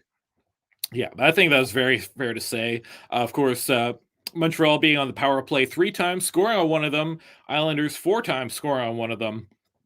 Of course, one of those was very short lived, as it wasn't too long before it went to 4-on-4, as Montreal had a pretty good offensive opportunity, shorthanded, and ended up going to the box off of that somehow. So lots of penalties so far, pretty undisciplined from both teams, and I think we've seen both coaches shaking their heads a little bit here. For Patrick Waugh, you come into Montreal, you got to be a distraction. He said he wanted it to be all about the Islanders tonight. What do you think he said in that dressing room as he went down 3-0? I think he laid into his team a little bit. Just because being going down 3-0 as quick as they did in this game is definitely not the start they wanted. And I think for Patrick Waugh, he's very emotional, very energetic, and I think for him to get his point across, he has to get a little energetic towards the team and to really show the emotion behind what he wants to get given to his team. Yeah, absolutely. Shots currently 20-16 for the New York Islanders. Montreal still with that lead. About 12 minutes left in this second period. The Islanders do seem to have possession quite a bit here, looking to break that puck in. They do pretty quickly, and they seem to come into that zone with a lot of speed all the time. Little update from Amy Johnson there. Hunter Fashing down the tunnel during the commercial after going into the boards when Struble chased him down on the breakaway. So it's a pretty big loss for the New York Islanders, potentially down a man for a little bit. We hope he comes back and he's all right. Yeah, no, that's that'll be tough for the New York Islanders to lose a player due to injury for this game. Yeah, I hope he does come back and he's able to get back into the gameplay. Yeah, absolutely. Gustav chimes in with a couple of scouts at tonight's game. Again, yeah, it seems like Montreal are going to be sellers at the trade deadline. They certainly have quite a few players that might be interesting to other teams. So not a surprise that yet again there are a whole bunch of scouts in the building for tonight's game. And Gustav goes on with time to sell high on Monahan, although Habs have no centers to replace him. That is true. Yeah. But you know what? When you're in a rebuild, you make things work. I think that Monahan being on an expiring deal, the whole reason why he signed here, I think it's fair to say it was to be traded at the deadline. It was supposed to happen last season. He got injured. He came back. It's fine. Mhm. So, rumor is that Ken Hughes is looking for a first-round pick or a second and a prospect. And I think you agree as well. It's time to sell Monahan. Yeah, I mean, it's like you said, unfortunately last year he got injured, and that part of the plan did not go as planned. So I mean, this year let's make sure that we continue to see great gameplay from Monahan, which we are, and yeah, let's sell him high and see what we can get for him. That's for sure to help out these Montreal Canadiens. Yeah, absolutely. They just showed a little clip on the broadcast there of Patrick Waugh with the board and the marker drawing things out. We've talked about those details for the New York Islanders. Certainly, it's going to take a few games for them to adjust and to learn all of Patrick Waugh's system. But right now, Patrick Waugh being a teacher for that team and certainly talking to his guys throughout the game. Yeah, no, it's good to see, the coach that's, having difficulties during the game is being able to be very vocal. This is what I want, and just continue to, take charge over this New York Islanders team. Yeah, absolutely. Montreal in the offensive zone, pretty physical against the boards there. Both teams with some pretty big players and a tripping call underway against the Islanders. They Wow. touch it up. So Montreal back to the power play.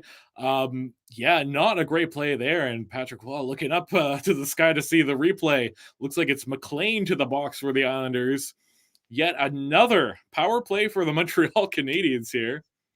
Yeah, it's good for the Montreal Canadiens being able to go on a power play, but I'm wondering what's the most penalties given in a game? It looks like we're getting pretty high with that stat.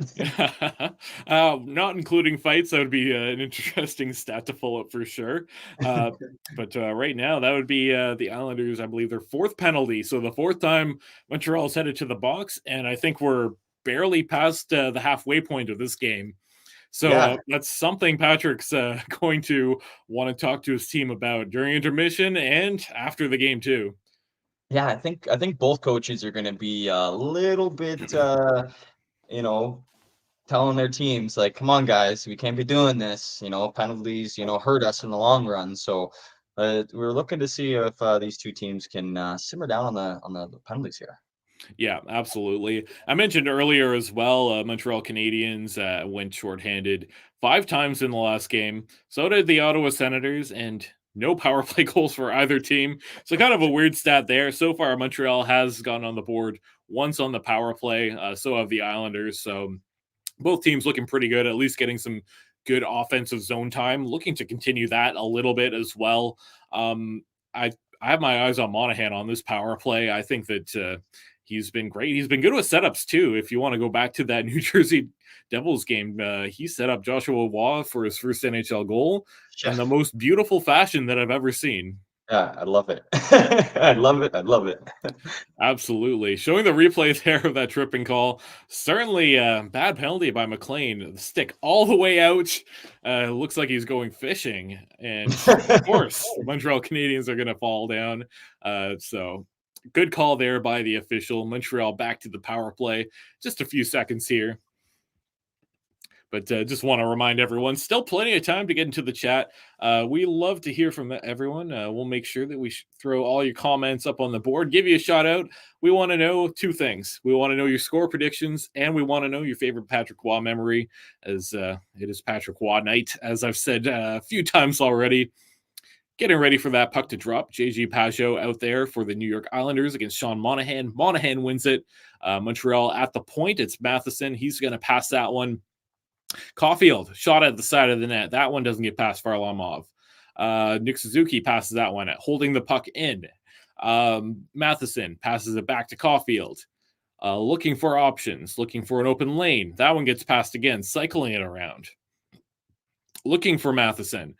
Slavkovsky with a hard shot. That one doesn't get through. That one looks like it misses.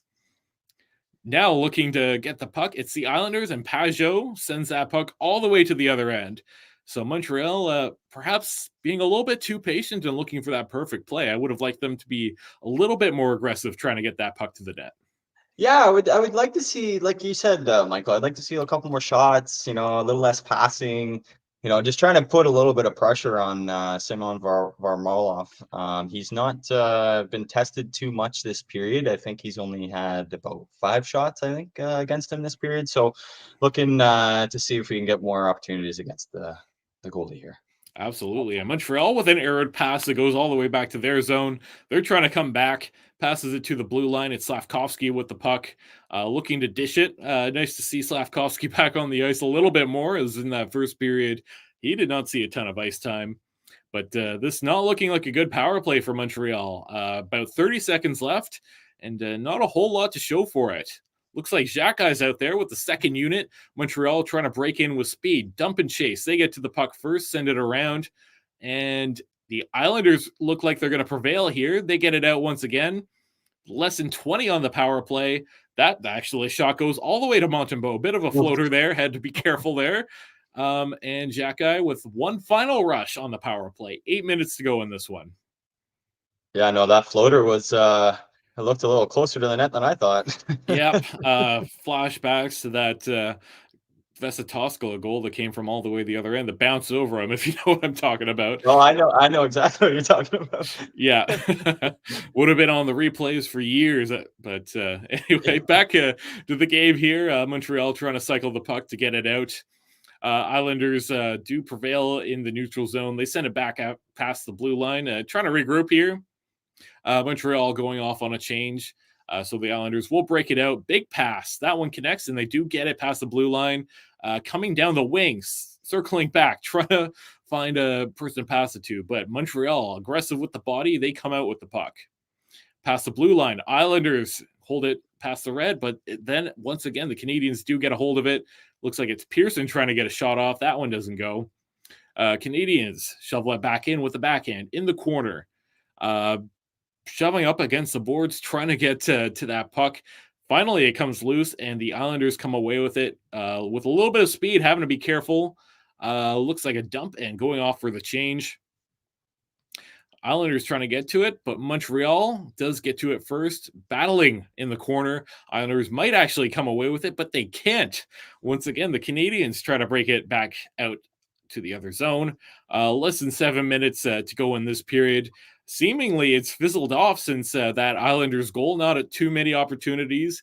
Shots being led by the Islanders, 22-17. Yeah, I mean, you look at both teams, and in their respective zones, they're keeping them to the outside, and then when the other team is breaking out to their opposing end, the back checkers are there. You see them come in. They're putting a lot of pressure on the offensive, on the people coming into your zone. So there's been a lot of good defensive plays from both teams. Absolutely. And it looks like another penalty underway. The Islanders back to the box. Interference is going to be the call. Actually, it's going to be Xhekaj with the call there. Xhekaj to the box for interference. Islanders back to the power play. And like Amy says, Xhekaj back to the box. Yeah. So, no, not a good play either. I didn't like that from Xhekaj. Yeah, no, it's especially since he didn't, get any penalties his last game. He's already got 2 on this game, so it's not. He needs to simmer down on those penalties and try not to go back in that box. Yeah, absolutely. Xhekaj's second game since being recalled from Laval. The Montreal Canadiens sent Justin Barron to Laval, and they also put Mitchell Stevens on waivers the other day to send him back to Laval. Joshua Waugh went to Laval, and then sequentially Lucas Condotta gets called up. So Montreal had a quick shorthanded opportunity, nothing too dangerous. Islanders back to the offensive zone, wrap around. Oh, great block there by the Canadiens defender as there was a wide open net. Montembeault seemingly lost. Islanders hang on to it, looking for a shot at the side of the net. Kind of a tricky one. Charging the net. Lots of traffic in front of Montembeault. Islanders still hanging on to it. It's still Horvat to the point. Dobson's at the point, looking for something. Islanders shoveling to the net again. Back to the point. Now it's Barzal. And turning around, can't get the shot off. Montembeault sprawling. Montreal does clear it away, but held in by Barzal. Looking for a pass there. Back to the point. This power play is looking pretty good. Yeah, this is very well structured. I'm impressed with what the Islanders are doing. Hanging on to the puck and holding it in pretty well, too. Yeah, and they're putting the puck on net. They're not scared to put that puck on net and make Montembeault have to make a save. Absolutely. And another good shot there, right in front. I think they noticed that kind of fluky goal that didn't count. I think they noticed that Montembeault might be a little bit weak on his post, so they've been trying to get those shots in from the side to be a little bit tricky. Yeah, that's exactly what they're doing. It's they're taking a gameplay and they're making the most out of it. So hopefully, Montreal can see what they're doing, or hey, Islanders can get another goal. It's we'll kind of see how the rest of this period goes. Yeah, less than 10 seconds to go here. Islanders looking to get a few more shots on. That one gets sent in front. Montembeault's down, and it's a pile-up. 1 second left on the power play. And looks like they're going to get a face-off. Some pushing and shoving, though. Matheson on top of the Islanders player at the side of the net. Horvat's got some words. Savard's not happy with him. Patrick Roy just staying calm. He's always got that little bit of a smirk going. I love it. Yeah. And the biggest thing is this power play was out for the full 2 minutes. They were hard on Montreal. Absolutely. Could have gone in too, like a couple of those opportunities. Yeah. Islanders maybe deserved a bit of a better fate there. Yeah, no, it was a great shot block by David Savard there on that wide open net. Yeah, absolutely. So the Islanders, they're going to have to be quick here. 1 second left on that power play. Final face-off there in the offensive zone. Less than 5 minutes left. And just a reminder, once this period is over, we will take a 3-minute break, and then we'll be right back with you for a nice, fun intermission show. Plenty of Patrick Roy, plenty of Montreal Canadiens, and plenty of Islanders topics to get through. Still time to get your predictions in. Let us know what you think the final score will be. And also, we want to know your favorite Patrick Roy memory. So make sure you let us know in the chat there. We'll be talking all about Patrick Roy throughout today. So that power play does come to an end. Islanders currently with looks like 25 shots on net to Montreal's 18. They certainly had the bulk of the play in this period. Still just cannot seem to finish on this one. Either it's a David Savard block or something else, but eventually you have to feel like something's going in. Yeah, no, the New York Islanders are really putting the pressure on. They got 10 more shots currently, more than the Montreal Canadiens right now, and I feel like it's the New York Islanders have really been putting a lot of shots on Samuel Montembeault and making him have to make saves to keep this lead. Yeah, absolutely. Islanders still in the offensive zone, approaching the 3-minute mark. Canadiens do get it out, and almost a power play. Looks like that was Slavkovsky that had the puck bobble off of his stick.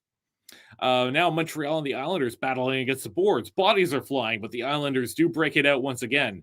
Out past center, dump and chase. Looks like Montreal will get to it first, but it's always going to be a battle. Montreal does come the other way with speed. 2-on-2. That shot, that one doesn't seem to hit Varlamov. It might have hit the toe. Canadiens hold it in at the point. 3 Canadiens at the point. Now it's a pass to the point again. Shot on Varlamov, almost bobbles it out and covers it up. Good cover. Yeah, that could have been tricky. Both goaltenders having some frightening moments with that rebound control. Yeah, it's especially in the second period, it's been a little bit scary for both ends of the ice, and it's a good thing that the goalies were able to fix the mistake before it hurt them in any way, shape, or form. Yeah, absolutely. I think I'm starting to see what you're saying about the Islanders having the better of the period in this one. I agree with you there. What do you think? Did the Islanders necessarily adjust anything, or do you think the message was more just sticking to the game plan? Because I don't know that I've seen too many changes to their set plays. Yeah, I mean, honestly, I don't think they've changed much. I think they what they've done is they're like, hey, so this is the plan. We gotta do the plan. We gotta just go with it. Like, you see them attacking that blue line with speed. Three of them actually coming in the zone at the same time. Like, they're coming in numbers, and it's putting the pressure on the Montreal Canadiens defense to either step up or step back, and that allows the New York Islanders to come in their zone and really set up and get those opportunities. Yeah, absolutely. But while we're speaking of systems, you know what? We have two former NHL players as head coaches for both teams tonight. One Martin St. Louis for the Montreal Canadiens, one Patrick Waugh for the New York Islanders, as we've said a few times. How do you think these two guys compare in terms of their styles? Personally, I think that Marty St. Louis is a guy that maybe he's good at getting the troops going. He's can be kind of inspirational. He's maybe can be a good role model for some guys like Cole Caulfield, whereas Mhm. uh, Patrick Waugh is he's all about that structure. Yeah. No, yeah. I mean, yeah, I agree with you, Michael. Like, Patrick Waugh is very assertive, very like like you said, he's structured, right? And I think Martin St. Louis takes that look, like you were saying, kind of how he can relate with the players and kind of get the most out of them. Yeah, But I think both coaches, when they come into their new team, so Patrick Waugh for New York Islanders and Martin St. Louis for the Habs, I feel like both teams have had that upbeat, that new coach feeling, and they really want to play hard for their team, which helps kind of bring those two coaches together. But at the same time, they're kind of far on the spectrum as well. yeah, absolutely. I think almost I want to say polar opposites. Is that fair to say as those two of those Yeah, coaches? yeah, no, I completely agree with you on that one, Michael. Yeah, absolutely. A couple minutes left in this second period. 2:10 to go. The New York Islanders still trail 3-1. Montreal scored three in that first period, and that's been pretty difficult to overcome. Islanders struggling to finish, but they did finish on a 5-on-3, which has gotten us to this point. Islanders breaking in the zone with some speed there. Montreal getting some sticks in the way to break it up, but the Islanders holding it in there, doing a good job keeping control of that puck along the boards. I've seen a lot of these battles up along the boards for both teams, and I feel like this is really what's been the different maker is just who's coming away with this puck once you get into those battles. Yeah, it's like both teams are like, okay, 50-50 battles, we have to win. So they're going into them, and there's a lot of them. I think you know, if, at least in my opinion, over the last like 4, 5, 6 games for the Habs, I don't think I've seen this many 50-50 battles, and they've been able to come out with, I'd say, at least half of them. Yeah, absolutely. Islanders in the offensive zone, they seem to be set up pretty well, giving the Montreal Canadiens some trouble. That Canadiens group might get tired pretty soon, but they do manage to get it out past center, breaking it to the other end with some speed, though. Montreal gets set up in the corner, trying to shovel that one around, but the Islanders come away with it. Barzell sending the puck into the middle, dump and chase, it looks like. Less than a minute to go in this period. The Islanders doing a good job of giving Montreal some trouble with the puck, breaking up that breakout pass, sending it all the way to their zone. They get there first. About 30 seconds to go. It doesn't look like either team will have a whole lot to show for in this last few seconds here. Just a little reminder here, we've got an intermission show coming up. We'll just take a second here to recap the score, take a 3-minute break, and then we'll come right back and we'll have plenty of things to talk about. Still time to get in the chat. Even when we're on break, we want to know all your thoughts. Get into that chat. Seems like a little bit quiet in there, so don't be shy. We'll give you a shout out. We love to talk to everyone. Yeah, where's all the Habs fans and Islanders fans from? Let's hear where you're from. Absolutely. And while you're here too, if you do like what you see, if you don't mind, tap that like button. We appreciate it. That goes a long way in helping us out. Also, hit the share button. Gets us out to more Habs fans so that they join the show too. Islanders fans too. We're welcoming of all fans of all different teams. So more than happy for everyone to join us. And while you're at it, hit the subscribe button and the notification bell. That way you never miss any of these live streams and the other content that we have on this channel. So, with that, Amy Johnson's there to say from Eastern Pennsylvania. So don't be shy. Just like Amy Johnson, we'll give you a shout out. Montreal Canadiens currently lead 3-1 is the lone goal in that period, coming on the power play for the Islanders from Bo Horvat. And with that, we will take a 3-minute break and we'll be right back with you.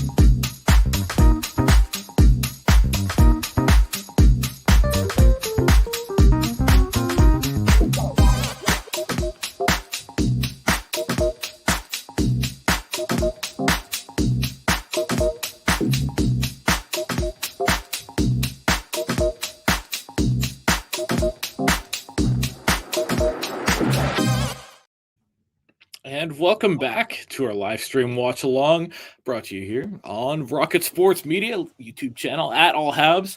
If you have not already, we do appreciate if you hit that subscribe button. That way you never miss a single episode. And did you know there's also a notification bell? That way, whenever we do these live streams, you know when to join us. You'll get notified there. And currently, the Montreal Canadiens lead the New York Islanders 3-1 after 2 periods. Montreal came out and scored 3 in that first, but the Islanders cut that deficit down to 2 as they score on the power play. And just going to pull up here from Rick Stevens, Rocket Sports, at Rocket Sports on Twitter or X. Just make sure that you give us a follow there. We live tweet every single game. That way you have all the best information. Shots on goal, 19-7 for the Islanders in the second period. So certainly a lopsided shots on goal count. And the Habs lead the Islanders 3-1. The Montreal goals coming from Suzuki, Caulfield, and Monahan. The lone Islander goal coming from Bo Horvat on the power play. The 5-on-3 that led to the New York Islanders getting back in this game. And today, it's Patrick Roy Day. I think that every time Patrick Roy comes back to Montreal, it's a pretty big deal. This is his first game behind the Islanders bench as he visits Montreal. Certainly lots of questions being asked to him by the Montreal media before this game, and he's doing his best to try and make himself not a distraction in this one. I think that's fair to say. And while we're here, we will ask all of our viewers here to let us know your favorite Patrick Roy memory and what you think about the hiring. Also, still plenty of time to get your score predictions in. We'll be taking those right up until the end. So as Amy Johnson says, should be an interesting third period coming up. That's for sure. And Nathan, do you have any changes to your prediction as we approach that third period? No, I'm still going to think Montreal is going to come out 4-3 on top. It's going to be a goal-filled period, but I'm a strong believer that the Habs are going to hold off the Islanders for a comeback. Yeah, absolutely. So, on the topic of Patrick Waugh, let's go back to that Patrick Waugh trade. So, like you kind of mentioned before, he was left in net in a game where he gave up, I believe, 9 goals, and then Montreal lost 11-1. Probably the most lopsided score in Montreal history, or at least one of them. And then, of course, Patrick Waugh, kind of butting heads with the brand new coach that was there, Mario Tremblay. Tremblay, of course, was giving Patrick Waugh quite a bit of grief, especially through the media. Patrick Waugh then asked for a trade, and Waugh and captain Mike Keane were traded to the Colorado Avalanche in exchange for Jocelyn Thibault, Martin Raczynski, and Andrei Kovalenko. Can you bring us back to that trade? And it seems pretty lopsided, if we're being completely honest. Yeah, like in my opinion, honestly, I think the Colorado Avalanche won that trade. Yeah. The way I kind of see that is look how many Stanley Cups Colorado won with Patrick Waugh after that trade happened, and at the end of the day, hockey teams want to win that Stanley Cup, and honestly, if you turn around and you make a trade and you win the Stanley Cup the year later, you win that trade in my eyes. Yeah, absolutely. And he certainly had a glorious run with the Colorado Avalanche, to be honest. And it, as much as it might pain me and some other people to say it, when I think about Patrick Waugh, it seems to be in a Colorado Avalanche jersey, to be completely honest. He certainly has quite the resume over there, including being a coach.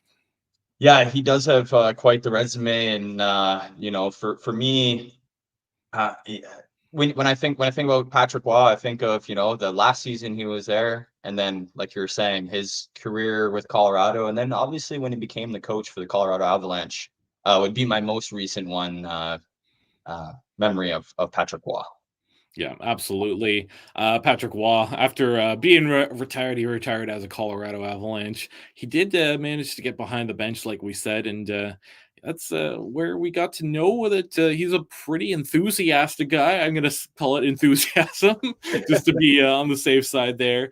And honestly, he did a pretty good job. He won a Jack Adams, spent 3 seasons there, and then he resigned.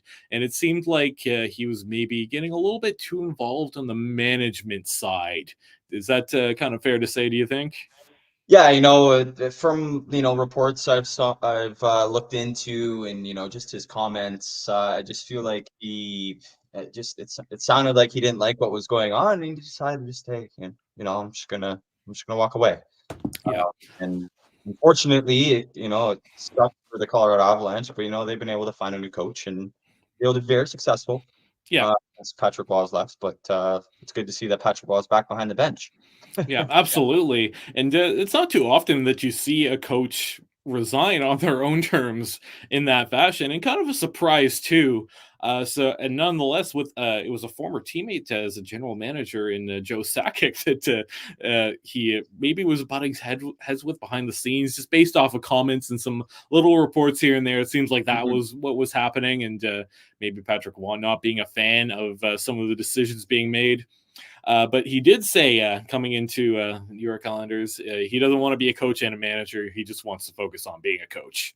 Exactly. And like just to kind of go off what you're saying there, Michael, it's like you're saying, it's kind of unusual to see a coach walk away on their own terms, especially when you have a record of 130, 92, and 24. You have a winning record. Why would you Yeah. walk away from that? So, it's unordinary, but evidently he's back in the NHL, coaching behind an NHL team, and I'm very hopeful he's going to be very successful behind the New York Islanders bench. Yeah, absolutely. I think some think that this might be one of the few opportunities he has left. He certainly worked his way back up, and credit to him for all the work he put in the QMJHL. I think a lot of teams were maybe eyeing him for next offseason. We talked about that a little bit, and that it's being reported that the Ottawa Senators were maybe going to consider hiring him in the offseason as They currently have interim coach Jacques Martin, who's going to play out the rest of this year. So maybe some disappointment there if you're the Ottawa Senators, but if you're the New York Islanders, I think this is exactly the guy that you need. You're a team that prides themselves on defense. I'm excited to see Lou Lamoriello and Patrick Waugh work together. That's a very interesting combination. Yes, very interesting combination for sure. And to kind of reiterate a little bit of Patrick Waugh's resume, when he was a coach for the Quebec Major Junior League for the Ramparts, he went, or just a junior coach in general, he went 524 games, won 255 and 66. So a really good winning record for the New York Islanders coach, and definitely, I think, fit to be in the NHL for sure. Absolutely. Looking at the chat here, Canadiens Connection says Arbor Xhekaj was 6 minutes in penalties in 5 periods of hockey since his return from Laval. Actually, it took Arbor Xhekaj a couple games in Laval to get on the score sheet, including a penalty. Amy Johnson says interesting, particular since he had an obvious focus on staying more disciplined while he was in the AHL. So kind of backing up what I was saying there. So Arbor Xhekaj, he's come back up and he's struggling a little bit. It looks like I think his skating has left him a little bit behind, and I'm not seeing a ton of physicality from him. Yeah, it's I don't want to say I see a different player per se, but there's things that we fell in love with that we're not seeing as of yet, Yeah, since he's come back up from the AHL. But yeah, those 6 minutes and penalty minutes is something that we've seen a little bit, yeah. with Xhekaj being up in the NHL. But I'm hopeful that he's gonna get his act together and get out of that penalty trouble. Yeah, absolutely. Curtis coming in with an interesting comment. Still think they should explore converting Arbor to left wing. That'd be an interesting experiment for sure. But I don't know if Arbor has that offensive ability or the puck handling to be able to do it. What do you think? Well, I agree with you. If you want a Xhekaj to come up and score goals, I heard his brother's doing really well in the Yeah, OHL this Florian. year. So we could wait for that Xhekaj to come up and see what he can get up on forward. Yeah, absolutely. But I think I mentioned it before, but a bit of a surprise to see that Arbor Xhekaj was called back up. When he was initially sent down, I think it was a bit of a surprise too. Coming back from a penalty, or sorry, not a penalty, but an injury, he went straight to Laval. Some thought maybe this was a conditioning stint, but nope, this was mandated for him to maybe continue his development. But it seemed a little bit weird that he was just kind of called up out of the blue. And in exchange, you had one Justin Barron being sent down. And in the last game, Jordan Harris was actually made a healthy scratch. So, what do you think about these defensive moves? And do you think that there was something that they wanted Arbor to bring to the lineup in these 2 games, maybe? Or is this just more about getting Barron to the AHL and having Harris sit out for a little bit? I don't really understand. Well, honestly, I think there's a lot of moving pieces with this. Hmm. Montreal Canadiens having as many defensive prospects as they do, and trying to get as much playing time with the Montreal Canadiens as possible, but some gameplay that hasn't been that great for Justin Barron. And I mean, Jordan Harris has had some good plays this season. But honestly, I think the reason why Justin Barron went down is just same thing like Arbor Xhekaj. You know, Yeah. got to go down, make a couple tweaks, and then see what we fully have with all these defensive prospects. To be honest. Yeah. And Montreal does have quite a few defensive prospects. And actually, speaking of Montreal defensemen, there's a former Montreal defenseman playing for the New York Islanders right now. Another, like we keep talking about surprise moves. This was a surprise trade on draft day in Montreal. I was there for this as Montreal acquired Kirby Dach by essentially trading Romanov. So essentially, what happened was Romanov was traded to the Islanders in exchange for the 13th overall pick, and then that was flipped out to the Chicago Blackhawks. And that's what brought Kirby Dach into Montreal. So just looking back on this trade, I know it's still early. Kirby Dach's been out with some injury, but what do you think about how this trade has aged so far? Well, I think to be honest, both teams got players that they're looking for. Like New York Islanders wanted a heavy hitting defenseman, plays good in their zone, can play top end minutes, and they're seeing that from Alexander Romanov. Maybe not from the points side of things, but for like the defensive play, heavy hits, being scared to play against, I think Alexander Romanov checks marks all those boxes. And for Kirby Doc, we've seen glimpses of greatness. Unfortunately, like you're saying, he's been injured, a couple times, which hasn't really given us a huge sample size on what an 82 game season will look for Kirby Doc. But I think both teams got what they were looking for, and both players are going to be very good for their respective teams. Yeah. And how do you think that the Islanders fare? They gave up a pretty big item in that 13th overall pick. Do you think that they have any regrets there, or was this like a good move given that Romanov's at a nice young age? Maybe he's not going to produce a ton of points, but he kind of fits that Islanders identity to an extent. Yeah, I mean it's hard to tell right now because that I'm blanking on the 13th overall pick from that draft. I think it was Frank Massar, I think. Yeah, Nizar. Yeah, so I'm pretty sure he hasn't made it, a full 82 season yet in the NHL. So I think the to see which team kind of lost in that trade is a little early right now, just because you don't see the finished product of the other player. And also Yeah. Alexander Romanov, like you're saying, he's still young, and he still can develop into point getting defenseman if the opportunity were to arise. Yeah.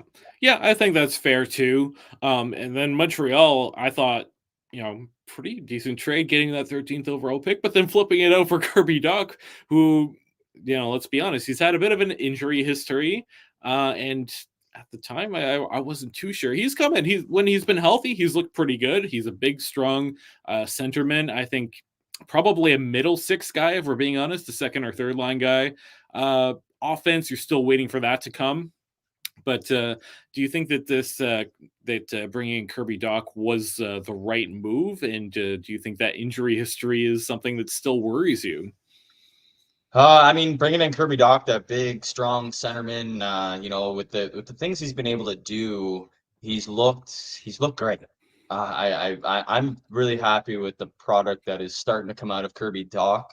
But you do raise a big question: like those injuries that are happening so early in the season? Are they going to affect his gameplay moving forward? He's a young forward. He's 22 years old, Yeah, and he's had a list of injuries. So I mean there's a small part of me that's like, okay, that's a little bit worrisome, but I think, we're still getting a great product out of that trade. yeah, I think that's fair to say. And a work in progress too. He's still young Yes. enough to be able to develop in something. Yeah, for Uh, sure. Third period coming up pretty soon here, but just want to point out this comment here from the Canadiens Connection. In addition to this game honoring the glory days of Patrick Waugh, sadly, it's a reminder that Waugh was in net the last time the Canadiens won a Stanley Cup 31 years ago. So I appreciate you making me want to cry. But it's true. It's unfortunate that is the case. But yeah, do you have anything to say about it's such a shame that the Canadiens have really fallen since those glory days. Yeah, I mean, it's a little upsetting, I'm not gonna lie. Like Montreal not winning a Stanley Cup for 31 years. I'd really like to see them win a Stanley Cup in my lifetime. Yeah, Um, so I'm very hopeful that will happen. It's a matter of when. yeah, absolutely. And I mean, Montreal came pretty close a few seasons ago, getting to that Stanley Cup final. But what did it cost them? Seemingly everything, as Carey Yeah. Price. Unfortunately, it doesn't look like he'll ever return from injury.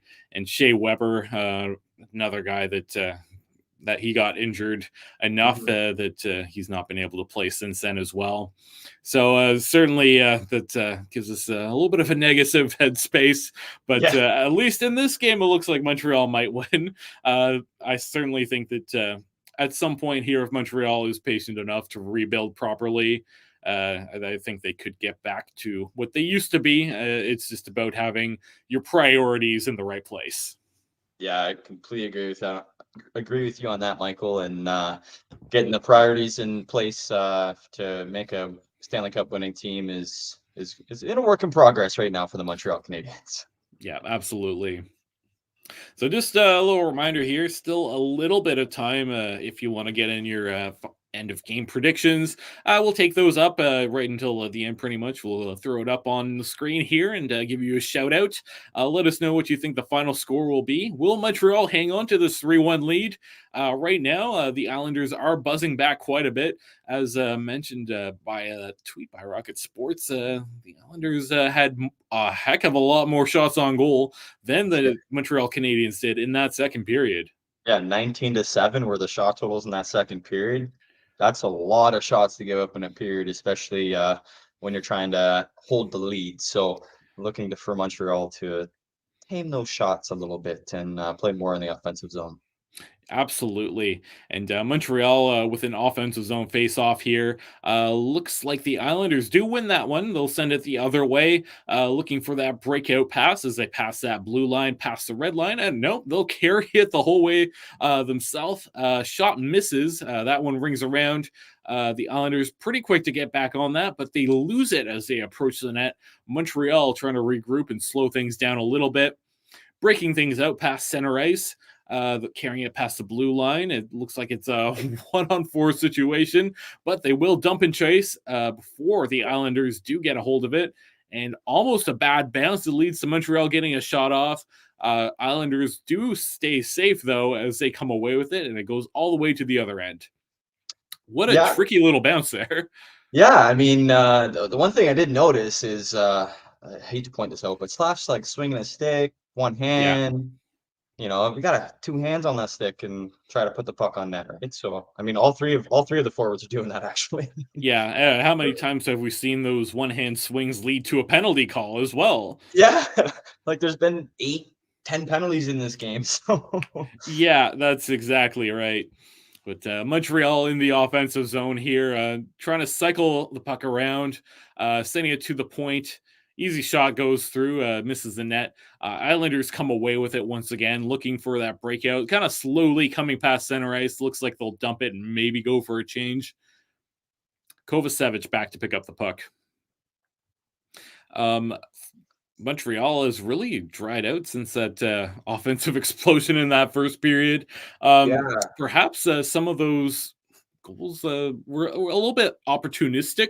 Like you're not going to find those opportunities too often. I think maybe just some bad puck luck by the New York Islanders, if we're being completely honest. Yeah, like the one was just a dead giveaway to Cole Caulfield in the offensive zone. So, Yeah, absolutely. And Amy Johnson, Coach Nathan getting it right in there. So hire thanks, this guy Amy. as your coach. Maybe one uh, day. Yeah. Islanders in the offensive zone. Shot easily stopped by Montembeault. Puck getting cycled around behind the net. Montreal trying to be safe with it, but the Islanders being very aggressive. That gets sent out to the Islanders defenseman at his blue line. New York trying to get the puck back in. Matt Barzal there, kind of twisting and turning, sending it back to the defenseman, looking for that breakout pass. That neutral zone has been difficult for both teams to navigate in this game. That forecheck has been quite aggressive from both teams, especially the Islanders. Yeah, they're coming in fast and heavy and hard, putting that pressure on the Montreal Canadiens. I think that's what's making them kind of make mistakes, making them And, feel like they're hard on them, right? So, absolutely. Anderson with almost a breakaway there, but great defensive play by the Islanders lifting up the stick. Amy Johnson chimes in with an update. Fashing not back for the Islanders to start the third period. So he left midway through that second. He's not returned since. And that was, I believe, off a hit from Jaden Struble. Jaden Struble's a big body. He's a strong guy, too. So hoping the Fashing's all right. yeah, no, that's unfortunate, but like Michael said, I agree with him. Hopefully, he's okay. Yeah. Looks like we got the Islanders fan back, Luke Duke, back in the chat. So nice to have you back in there. Do you have you feeling a little bit more confident right now, Luke? The lead's been cut down. Islanders in the offensive zone again at the point, sending it to the corner, cycling it back around, back to the point. Shot, that one doesn't get through. That misses. Islanders first on the puck to try and send it around. Canadiens, though, they get there and they manage to take control, but having a tough time getting the puck out of the zone. Montreal slowly navigating through the neutral zone. Pass at the blue line. That leads to a shot covered up by Varlamov, and that's easily gloved down. Yeah, it's I feel like Montreal is just trying to slow everything down when they get the puck. You notice how they like go against the boards, trying to pass it behind. They're just trying to slow it down, I think, just to kind of hold on to that lead a little bit. Yeah, they're definitely playing it safe to try and hold on to that lead. But while they're doing that, they are giving up quite a few shots. It doesn't seem like a lot of them are very high danger, but nonetheless, it's been a busy night for Montembeault. Yeah, and like the Islanders only need is you know a bounce their way, and then they're right back into this game, making it a 1-goal game. So, you know, we've seen Montreal blow some leads in the third period before, and fingers crossed they don't do it this time. But Yeah, exactly. time will tell. So back behind the net, Struble with control of it, trying to get it out. Montreal does prevail with it. Coming down into the offensive zone. Big hit sends Montreal flying. Islanders now have control of it, looking to send it down the other way. Breakout pass, and that one. Struble's being very aggressive now. Montembeault out to play the puck, and it looks like it's safe for the time being. So Detroit leads Philadelphia 3-0 in the third. Do the Flyers need goaltending help? Jake Allen's available. Yep, Jake Allen's available. Do it. Yep. Yeah, so the Carter Hart was left the team for an indefinite personal leave. I'm not going to speculate on the matters because it's not my place and I'm not comfortable speculating on stuff like that. Mhm. But right now, rookie goaltender Sam Urson, who actually you and I watched not too long ago together for the Yes. Flyers, is the one who will be carrying the load. Potentially, the Flyers, who are in a playoff position, could be looking for a goaltender. And who better than the veteran Jake Allen? Good for the room. He could be a lot of help to that team. I think a couple teams could be interested in Allen as we approach the deadline. Yeah, and you know, Urson's a young goaltender. I pretty sure this is his first year up with the big club. Yeah, And he's looked pretty good for the Philadelphia Flyers. But hey, like you said, Jake Allen is available. absolutely. Looks like the Islanders are going to go back to the power play. I know it's going to be Montreal to the power play. My apologies. As interference call is coming up, and they'll send it right to break there. Montreal still winning 3-1 in this game, and plenty of penalties on both sides. Each team only capitalizing once. So big opportunity. The game could really come down to this power play as we're we're in the third period, approaching that halfway point. Yeah, and it's you know last time these two teams met, I think Montreal pulled out the victory with a 5-3 win. So I Yeah. mean, hey, getting that power play goal right now in the third period would help, you know, seal it. But nothing's set in stone because you know the game's not over, right? So Yeah. time will tell to see how the rest of this game plays out. But what about that hit that Struble took in the third period? That's a pretty big hit. Like you were saying, Struble's a Yeah. big boy, so Yeah, that it looked like he went off his feet a little bit there. That was pretty yeah. crazy. For a big defenseman, that's I don't know who hit him. Yeah, exactly. Well, plenty of those guys on the Islanders. Yeah. Canadiens Connection chiming in. Scouts at the Bell Center tonight. Anaheim, Columbus, Chicago, New Jersey, Tampa Bay, and Winnipeg. Interesting collection. Yeah, some teams way out of the playoffs in Anaheim, Columbus, and Chicago, Yep. and New Jersey, who of course needs some goaltending help. Tampa's interesting, and Winnipeg also interesting. I've heard, I believe it was Pierre LeBrun, if I'm not mistaken, saying that Winnipeg could have some interest in one Sean Monahan. Yeah, I heard the same thing. So Montreal with plenty of pieces that could be on their way out the door. Of course, either one of Primo or Allen has been shopped around quite a bit. Monahan, of course, makes a lot of sense, and potentially a defenseman too. One David Savard or Mike Matheson, I think, should be shopped around at the very least.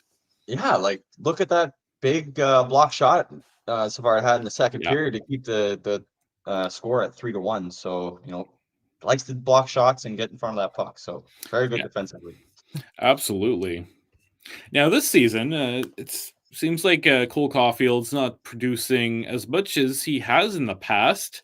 A little, maybe this is a bit of a streaky thing, but last season he almost got to 30 goals, despite his season being ended early. And this season, not so much. He might be on pace for like 20. But do you think there's still a chance that Caulfield could go on a heater at some point? Yeah, I mean, Cole Caulfield, like you were saying, had a great season last season until he got injured. And then this season he's had an all right season, not where we expected him to be. Yeah, But nevertheless, he's still producing points. He's on an 8-game point streak now. And I think he's on a heater, and I think that heater's going to continue. This is the longest point stretch he's had over his career, and to see him, being on the score sheet game after game after game, makes me feel good because I think he's starting to, being able to find that game this season. yeah, absolutely. He's been on the score sheet tonight. Of course, in that first period too. I believe that was the 17th on the season. Mhm. So he's certainly been one to watch. And he didn't score the way that you normally see him score with just the big shot. He made a little bit of a move to go around Varlamov. Yeah, I like to see the different style of goal scoring, right? For especially from Cole Caulfield, a goal scorer, right? So it's good to show the other teams you have more than just one dimension, so to speak. Absolutely. Montreal on the power play right now. Not too much coming of it. They've had some good zone time, but not too many opportunities from what I've seen. About 10 seconds left on there, 12 minutes left in the period. Montreal just kind of holding that puck in. Hopefully, they can continue to hold that in, and a nice opportunity at the side of the net that attracts a crowd. Puck still loose.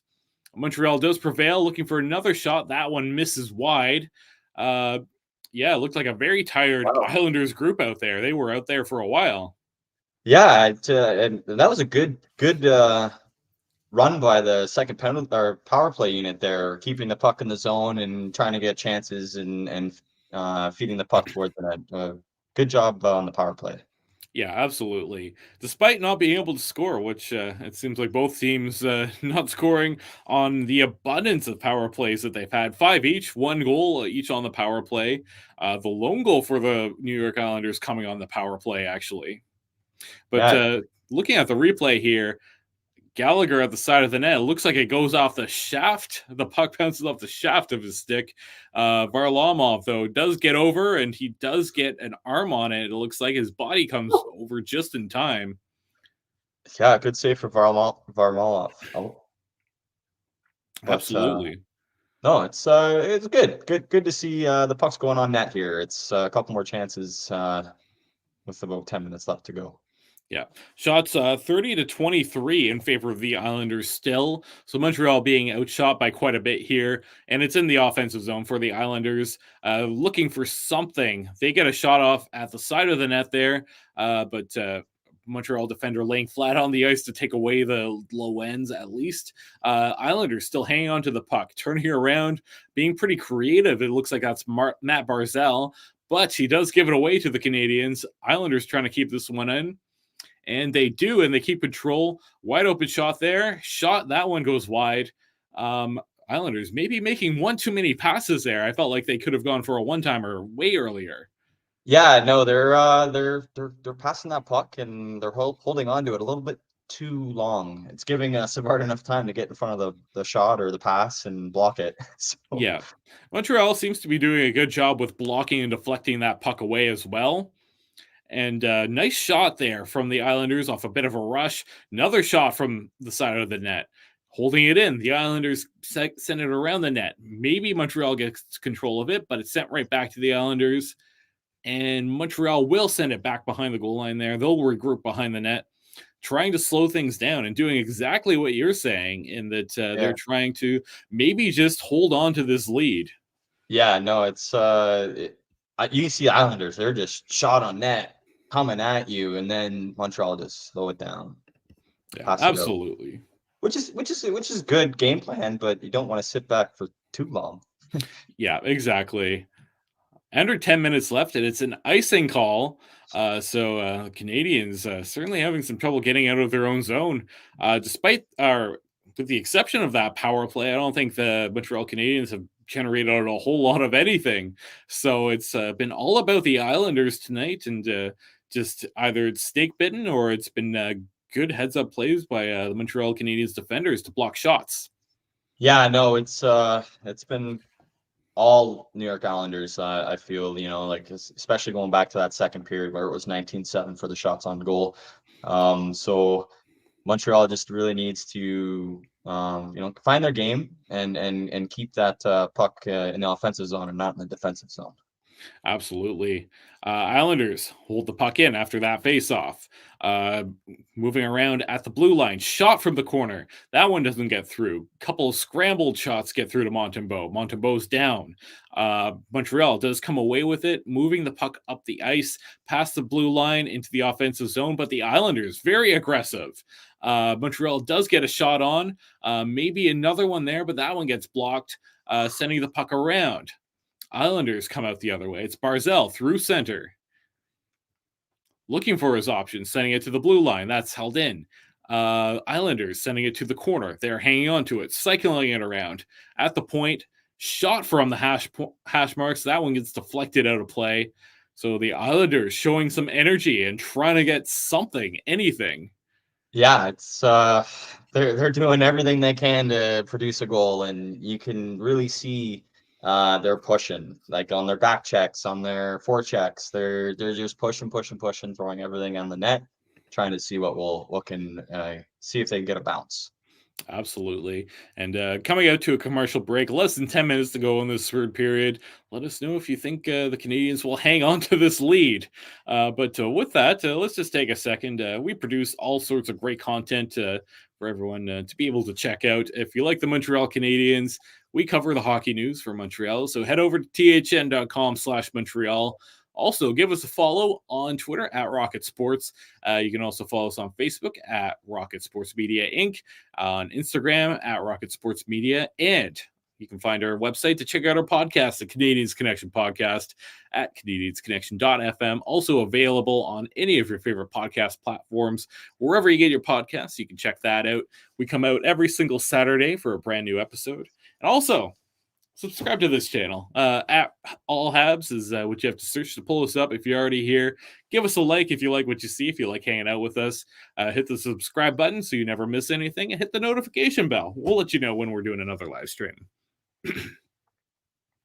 Yeah, so Islanders fans, is there any in the chat that's here? Do you think the Islanders are going to come back and force overtime, or? Yeah, Luke's been pretty quiet. He has returned. He did announce his return, but he's not said anything since. But still plenty of time to get in your score predictions here. If the Islanders do lose this one, then Patrick Waugh will go to 1-2, I believe, to start his record. He won that first game, lost to the last one, and then a loss to the Canadiens. I don't think he'd be too happy about that one. Yeah, it's I think this is one that he would like to win, especially, going up against his former club and, being in a city where he's well known. And, the Islanders are fighting. If you take out the first period, I think the Islanders have been a little bit of the better team. So look for the Islanders to continue to push and the Habs to hopefully hold them off. Absolutely. Someone that we talked about a little bit, he had very low ice time in that first period, is one Uri Slavkovsky. Looks like he's been coming into his own a little bit more. He looks like he's been able to fit in. Skating certainly has improved. Mm-hmm. Do you think that Uri Slavkovsky is going to learn how to finish, and do you think he'll start to put up some more points? Yeah, just like you were saying, Michael, he's starting to come into his own. He's realizing, he's a big guy. He's realizing that he can use his weight and push people around, so to speak, and be able to kind of drive that net and be able to make more scoring chances. So I do strongly believe that Slavkovsky is going to be able to be a point per not point per game, but a half a point per game player, in the coming future. Yeah, absolutely. Back to the play here. Looks like a high stick hit an Islanders player in the face there. Currently, he's getting medical attention. I don't know if he's bleeding at the moment, but he doesn't look like he's doing too well. Might be a penalty coming up, waiting for the officials to make that final call. That certainly attracted a crowd and a bit of a scrum. I believe I saw Gallagher in the thick of it. Yeah, I'm pretty sure it was Gallagher that swung his stick. But hopefully that New York Islanders player is okay. Don't Yeah, like seeing that stick go flying up. Yeah, Gallagher to the box. It's going to be a New York Islanders power play. On the power play yet again. Just looking at the replay here, Islanders coming through center. And looks like a high hit actually, hit to the Oh, head. oh, And yeah, I'm agreeing with Canadiens Connection here. It's a possible suspension. yeah, I look at do that. not like that from No. Gallagher. It looks like that's Adam Pelech, one of the Islanders' top defensemen. So I hope he's doing all right. I hope he's coming back. Yeah, that's not good at all. Yeah, Amy agrees. See ya, Brandon. It's completely unnecessary. And yeah, Yeah, looking at this, yeah, like he just elbow pulled. comes up right in Yeah, the yeah. Gallagher is does not it a on tall purpose. guy either, so putting that elbow up that high, that's it's hard to think that's not intentional. I don't That's know what's yeah I don't like seeing that. awful. I really hope Pellick's doing all right because Pellick's a pretty good player for the Islanders here. So that's a Yeah, pretty big loss, and yeah, I would not be surprised if this one was reviewed for a dirty hit. yeah, I completely agree. I'm sure the NHL player safety is gonna look into this, and Brendan Gallagher's gonna have a hearing. Yeah. Looks like Gallagher's getting shut down for the night. He's going to head to the dressing room here. I think that's the right call too. Yeah, Um, yeah, look, Ken Hughes not blinking. He doesn't look thrilled about that. no. Although I'm not a great facial expression reader. But yeah, 5 minute power play for the Islanders coming up. Oh, Yeah, I think that that's good. And then the misconduct, so that's going yep. to shut him down for the game. Uh, This yeah, could be a game changer for the Islanders. yeah. And anyway, Johnson, I completely agree. The more replay I see, that's Mhm. completely unnecessary. Yeah, Hate to see that happen to any player. yeah, that's terrible. It's not a good video replay to see, especially when it's happening in a professional sport like NHL. Yeah, looks like it's going to be Pizzetta serving the penalty on behalf of Brendan Gallagher. So yeah, and putting your teammates in that position too, where having to do a 5 minute penalty kill right now. Yeah, Um, Yeah, that's absolutely ridiculous from Gallagher. It's not warranted. It's not acceptable that he would do that to another team's player, and his teammates should not be very happy with him right now. It's a guy who's wearing a letter. He's been in Montreal for his whole career, and to come out and do that and put your team in a position where they're going to have to defend for 5 minutes. yeah, it's going to be interesting to see how this remaining 8 minutes go in the third period. Yeah, Canadiens Connection coming up with a good point. If Islanders score 2 goals on the resulting power play, it could be another Rocket Sports live stream overtime. We've had a couple of those. We've had some shootouts too. So Yep. just our luck. So yeah, let us know too. We want to hear all of your score predictions. Still plenty of time. Anything can happen. It's a 5 minute power play. So yeah, Yeah, Amy Johnson as well chiming in, or an infamous Rocket Sports 12 round shootout. That was our first stream, I believe. yeah, it was. So yeah, not going to be a big fan of Gallagher if that ends up being the case and we work overtime once again. Yeah, I know. I mean, just those kinds of plays, as a fan, we want to be able to see those go away, and it's unfortunate to see it happening as frequent as it's actually happened this year, just over the course in the NHL. Yeah, absolutely. And just wanted to give everyone a little reminder here. We've got a few more of these live streams coming up before the end of the season. We try to do two per month. So our next Canadiens live stream is going to be February 6th versus the Washington Capitals.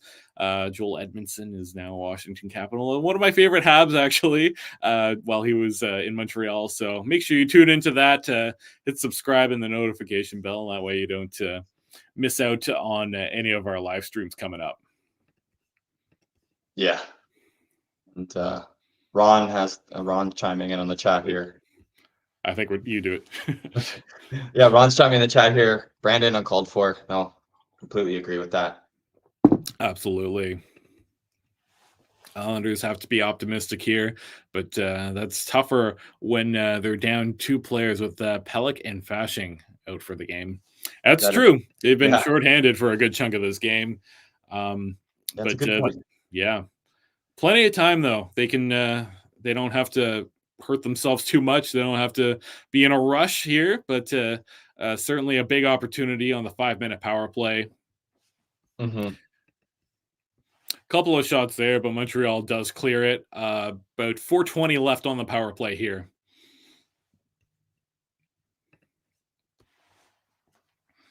I knew holding this lead would come to naught. They almost helped Montembeault out. That's coming from Curtis. Not feeling too optimistic there.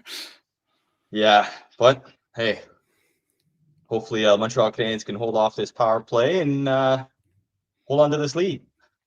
Barzal has some words for that Montreal Canadiens bench there. Actually, I'm wondering how quick we might see Varlamov go to the net and get an extra attacker out there.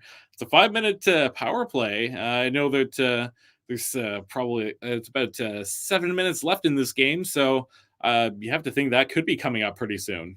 Yeah, that could be a factor. I mean, now I'm thinking back on other games I've watched, and I've seen goalies get pulled, 7, 8 minutes out, third period left. So this would be the time if Patrick Roy decides to pull the goalie. That's for sure. Absolutely. So the Islanders in the offensive zone still. They hold it in. Nice chance for a shot. That one misses. He's trying to cycle that puck around. It's at the point. Looking for options at the hash mark. That one gets passed again, passing it back to the hash marks. That gets a shot through. Goes right through Montembeault. Up the other side. Back to the hash marks once again. Another shot. That one gets stopped by Montembeault. Islanders keeping control of the puck. Moving around at the side of the net here. That one gets through. That one sprites out right in front of Montembeault, and that goes all the way to the other end of the ice. 3:15 left on the power play. Yeah, Islanders are getting lots of shots on that power play. Yeah, nothing that looks overly dangerous, though. Mm-hmm. I think that at some point they're going to want to turn up that aggression here. 6 minutes left in the game. They have 3 minutes of power play left, down by 2. If they want this, now's the time to show it. Yeah, no, I completely agree with you, Michael. And still lots of time left in the game, and lots of time left in that power play. So let's just see the Canadiens to hold them off. Yeah, and you know what? I'm thinking about that Patrick Waugh timeout that was called right at the beginning of the game. So I wonder if maybe he might regret not saving it until now to help draw up a plan. Yeah, I mean, I'm sure that's probably crossing his mind while being on this power play for sure. Yeah, so it would have been a great opportunity for him to call a timeout, especially you can't predict being down 2 men, unfortunately, with the injuries there. But Hmm. yeah, I wonder. Montreal went up 3-0, and he did not hesitate to use that timeout in the first. So could be coming back to bite him a little bit. Yeah, no, I completely agree. And going to the chat here, Ron, come on, clock, hurry up. Yep. If you're a Habs fan, you're watching that clock and just hoping it runs out. Yeah. So the Islanders not getting a whole lot on the power play at this point. About 2 minutes and 20 left on the power play. Trying to get it through the neutral zone here. Drops it back for the defender, carrying the puck through the middle of the ice. It was Barzal looking for a pass. At the point, he passes it over to the other point, looking for options. Looking for a pass. Goes over to the other hash mark. Comes in, shot from the side of the net. That scores. Matt Barzal with a goal. That looked like a set play that the Islanders tried half a dozen times, and that goes in. Yeah. So Amy Johnson. Bad timing, Amy. Let's get a wave of Go Habs go in the chat. And that's immediately followed up by the So I'm going to blame Amy for jinxing that one, unfortunately. And like she says, things just got interesting. So I believe, if I'm not mistaken, there should still be 2 minutes of power play left. And the Islanders will have plenty of opportunities to score still. Luke's pretty happy with a couple yeah. Yeah, I was wondering how you were feeling there, Luke. So, like I said, 2 minutes of power play left for the New York Islanders. Wondering if we're going to see an empty net here. 5 minutes to go in this game. Amy Johnson rubbing it in all of our faces that she predicted, well, my game prediction was 4-3 for the Islanders. So, well, I'm hoping my 4-3 victory for the Habs works. Absolutely. Dobson with a shot there that goes wide. Islanders keeping control of the puck. It's Barzal once again looking for a pass. That one goes to the other side of the net. Broken up by the Habs. Good use of the stick there by the defender. Now battling along the boards, it looks like Horvat's going to come out with the puck, sending that one around. Islanders hold it in at the point. Looking for their options, taking their time. 1 minute, 5 seconds on the power play to go. Barzal circling around the net. Goes back to that other hatch mark. And it looks like Horvat broke his stick. He tossed it, and he's off to the bench. So Barzal maybe killing some time waiting for Horvat to come back. He comes back, and shot coming from the side of the net there. Battle in front, Montembeault down, scramble. Now the Islanders hanging on to the puck. They still hold on to it at the point, sending it down to the goal line. Cycling it around, looking for some other options. Now right at the point again. To the opposite hash marks. Islanders looking for anything. Shot from the point. That one hits a bunch of sticks. Scramble and goal. So tied up the Islanders 3-3. Blaming Amy Johnson for this one. Oh my God, tie game. So it's Amy's prediction that looks like it could be holding up right now. So still plenty of time. Who do you think is going to win, and what's the final score? Islanders scoring on back-to-back power plays. Gallagher, what you doing? That's 100% on Brendan Gallagher. That is like the dumbest hit. Elbow up over his head, injuring Adam Pelech, setting the Islanders on a 5-minute power play. They score twice on that. This is on Brendan Gallagher. Yeah, no, I agree. I agree with you 100%, Michael. Yeah, this game, to go back to Amy Johnson, this game just got interesting. Yeah. Luke's excited with a couple of my gods. We might be seeing another overtime in this one. Islanders, 20 seconds on the power play now. Now, Suzuki feeds it. That's a shot that gets stopped by Varlamov. Islanders heading the other way. 3 minutes to go. 7 seconds left on the power play. Maybe one final shot for the Islanders. Now it's even strength. 3-3, 3 minutes left. I got to give New York Islanders credit. Their play that they're doing on the power play, it looks like they were doing a lot of set plays, and looks like those set plays did work out for them in the end. Absolutely. Ron chiming in. Brendan's best games are gone. I agree. It's been difficult to watch, honestly. Yeah, I agree with you too, Ron. So, what are we at?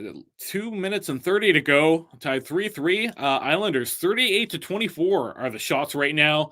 Montreal in the offensive zone at the blue line looking for something. It's Matheson at the hash mark, sending it behind the net. That's broken up. Islanders going the other way.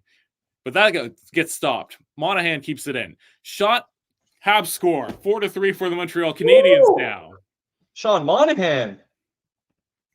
Oof. So, couple of quick goals here. Montreal back on top. 2 minutes to go. So Sean Monahan, Patrick Waugh does not look happy there. Yeah. But one time the Canadiens decided to wake up in this period, and they do manage to score. Good job keeping the puck in, and then a nice release, quick shot by Monahan. Just beauty.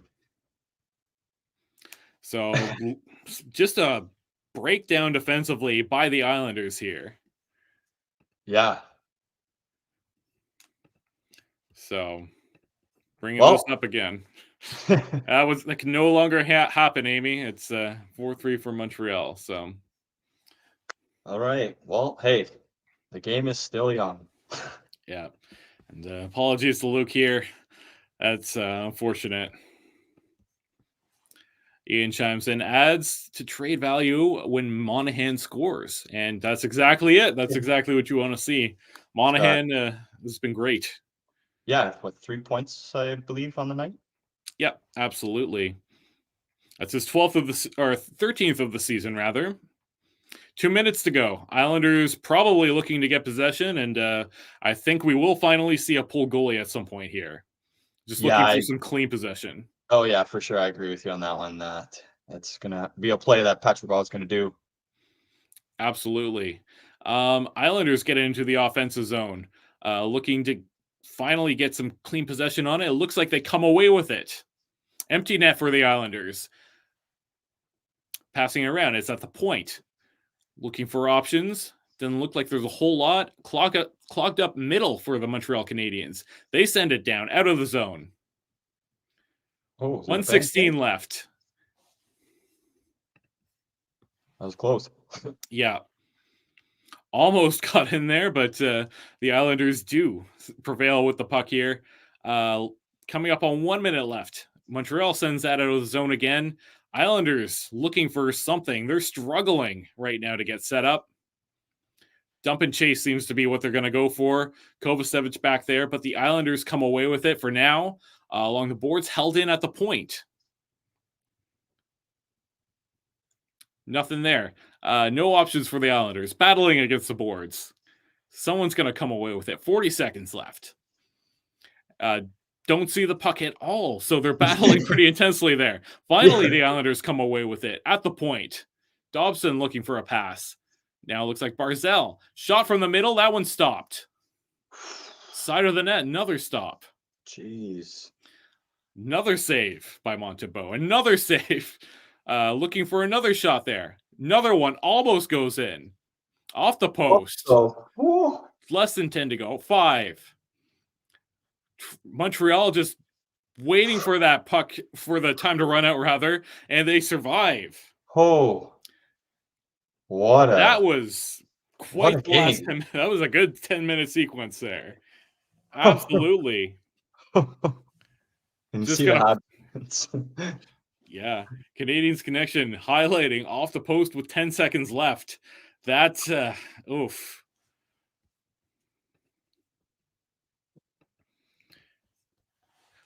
Amy with a wowza. That was a third period. Yeah. And Ron with the Habs. So what are your thoughts on this game? We want to hear from everybody. Did anyone predict 4-3 for the Habs? Yeah, I changed my prediction halfway through the game. Yeah, that's fair. I think it'll still count. But wow, that was a nail biter right at the end, and big thanks to Ian right there. We won't be going away quite yet. You'll still have us for a couple minutes. Let us know. Get into the chat and let us know what your thoughts are on that game. Felt like it was almost blown. Montreal forfeited a 3-0 lead. The Islanders scoring 1 in the second period, 2 in the third on a 5-minute power play in which Gallagher took a pretty nasty hit, sending Adam Pelech out of the game. He got called for 5 and a game misconduct. He did not return. After that power play, the Habs pretty quickly, it was Sean Monahan that scored that fourth and game-winning goal. Yeah, Probably a pretty close nail biter. I haven't seen a game like this in a little bit, so it was good to see Montreal pull out the victory here. Absolutely. And just looking here at Rocket Sports, pointing out that that was a rocket from Sean Monahan. And we agree that was quite the goal there from him. Canadiens Connection pointing out TSN 3 stars. Monahan, Dobson, Suzuki. I think that's a good call there. Yeah. Noah Dobson had a pretty nice game. That was your player to watch. Yeah, he had 3 assists tonight, so he had helpers on all 3 goals. So it was good to see. Yeah, good impact player there. But all about Sean Monahan in this one, the guy that seemed to have the most impact. A couple points there for Suzuki as well. Yeah, no, exactly. But hey, it was good to see Monahan get on the board as much as he did, because I think we had some scouts that Canadiens Connection pointed out earlier in the stream. Yeah, absolutely. Scouts from a few different teams in the house tonight. That's been a common theme throughout the last few games as Montreal is approaching the trade deadline. They have a few players they might want to sell. Yeah, no, I agree. I agree with you on that one, Michael. We're staying up for. I will miss Monahan when he is traded, coming from Curtis. I agree. Monahan, it's a nice story too. Going from a healthy scratch in Calgary, a guy that he had an 80-point season at one point, looked like a bona fide #1 center, fell out of favor, could not get back into it, some injury trouble. Comes to Montreal last season, looked pretty good, but unfortunately another injury gets in the way, and then comes in this season. Look, he didn't even miss a single beat. He's been easily one of Montreal's better players. Yeah, no, yeah. Sean Monahan, he's like you're saying, he's had a good career in Calgary, and he's been a star for Montreal when he's been able to be on the ice and play full games for us. So it's good to have Sean Monahan on the team. I'm gonna miss him if he does go. Yeah, absolutely. Amy Johnson chimes in. Will this be the first of an MSL while constant coaching comparison? I think it's got to be. We talked about it too. That was one of our topics today, and two very different styles of coaching. Like we said, I think Marty St. Louis more about being inspirational, getting the boys ready, whereas Patrick Watts details, details, details. Here's a whiteboard. Yeah, no, exactly. Absolutely. Canadiens Connection says 5 power play goals in this game. So between the two different teams, all 3 Islanders goals coming on the power play. Actually, there's a 5-on-3, and then those 2 on the 5-minute long power play. So that was a pretty good, I guess, pretty good special teams for both teams to an extent. Even their penalty kills looked pretty good despite so many power play goals, and discipline's been an issue for both of these teams. Yeah, what was it? 10 penalties called in that game. That's too many penalties to be called in my eyes, to be honest. Yeah, absolutely. And yeah, this was quite the interesting game. I don't think anyone would have predicted Montreal getting off to that 3-0 start. It was Suzuki that got things started on a power play goal about 7 minutes in. 3 minutes later, then it was Cole Caulfield with his 17th of the season, assisted by Suzuki. And then Sean Monahan in that first period gets that 3rd goal. That was his 12th on the season to give Montreal that 3-0 lead. In the second, though, on a 5-on-3 advantage, Bo Horvat scores his 20th of the season to cut the deficit. Then 2 straight goals from the New York Islanders on the power play in the 3rd period. Barzal and Kyle Palmieri tie things up. And less than, or just a little bit over a minute later, it was Sean Monahan with the game-winning goal, 17 minutes and 48 seconds in, and nothing that the Islanders could have done after that. Unfortunately, they pulled the goalie. It looked like they had quite a few shots there, but just could not figure it out. Yeah, they had a lot of opportunities that 3rd period. So it was a good victory for the Montreal Canadiens. A little bit of a nail biter, but glad to see they pulled out the victory. Absolutely. Amy Johnson chimes in. Even though the Gallagher hit was brutally ridiculous, the last 7 minutes of play was the best of the game. It's true. I mean, to an extent, it was getting a little bit boring. So after that Gallagher penalty, hit, that unfortunate hit that sent him out of the game, Yeah. it got interesting. And of course, that was pretty much the whole game right there. No, yeah, exactly. It was was a fast-paced 7 minutes for sure. Jimbo chimes in. I guess it's Gallagher's turn to go to Laval. I wouldn't expect it, but after something like that, yeah, you got to wonder. Gallagher on not so good a contract. I don't think it's necessarily tradable at this point either. So, unfortunately, this is what Gallagher is nowadays. He's just not been super effective lately. Yeah, it's unfortunate, but we're gonna. But Gallagher is actually taking out most of the talk here. Suspension watch. How many games for Brendan Gallagher? It's got to be at least 1 or 2 games, I'd have to think. Yeah, minimum. Yeah, I mean, watching the replay, genuinely, the elbow up there, Gallagher's like he's under 6 feet. Yeah. Adam Pellick's a taller guy, and getting an elbow to the face there. It's hard not to think that that was calculated. Well, the replay tells it all, right? Like it's in the points, one player's taller than the other, and yeah, there it is. The hit was done, and it was not good at all. Absolutely. Amy with her prediction. My guess is 3 games. It was intentional. He just about left his feet, and it was direct head contact with his shoulder elbow. That's exactly it. That's going to sum that up pretty well. Hard to tell what the suspensions are going to be with the NHL Department of Player Safety. I find it's not always very consistent, which is a critique that I think a lot of people have of that department. But certainly, it's got to be at least a few games here. It's just not a good look for Brendan Gallagher at all.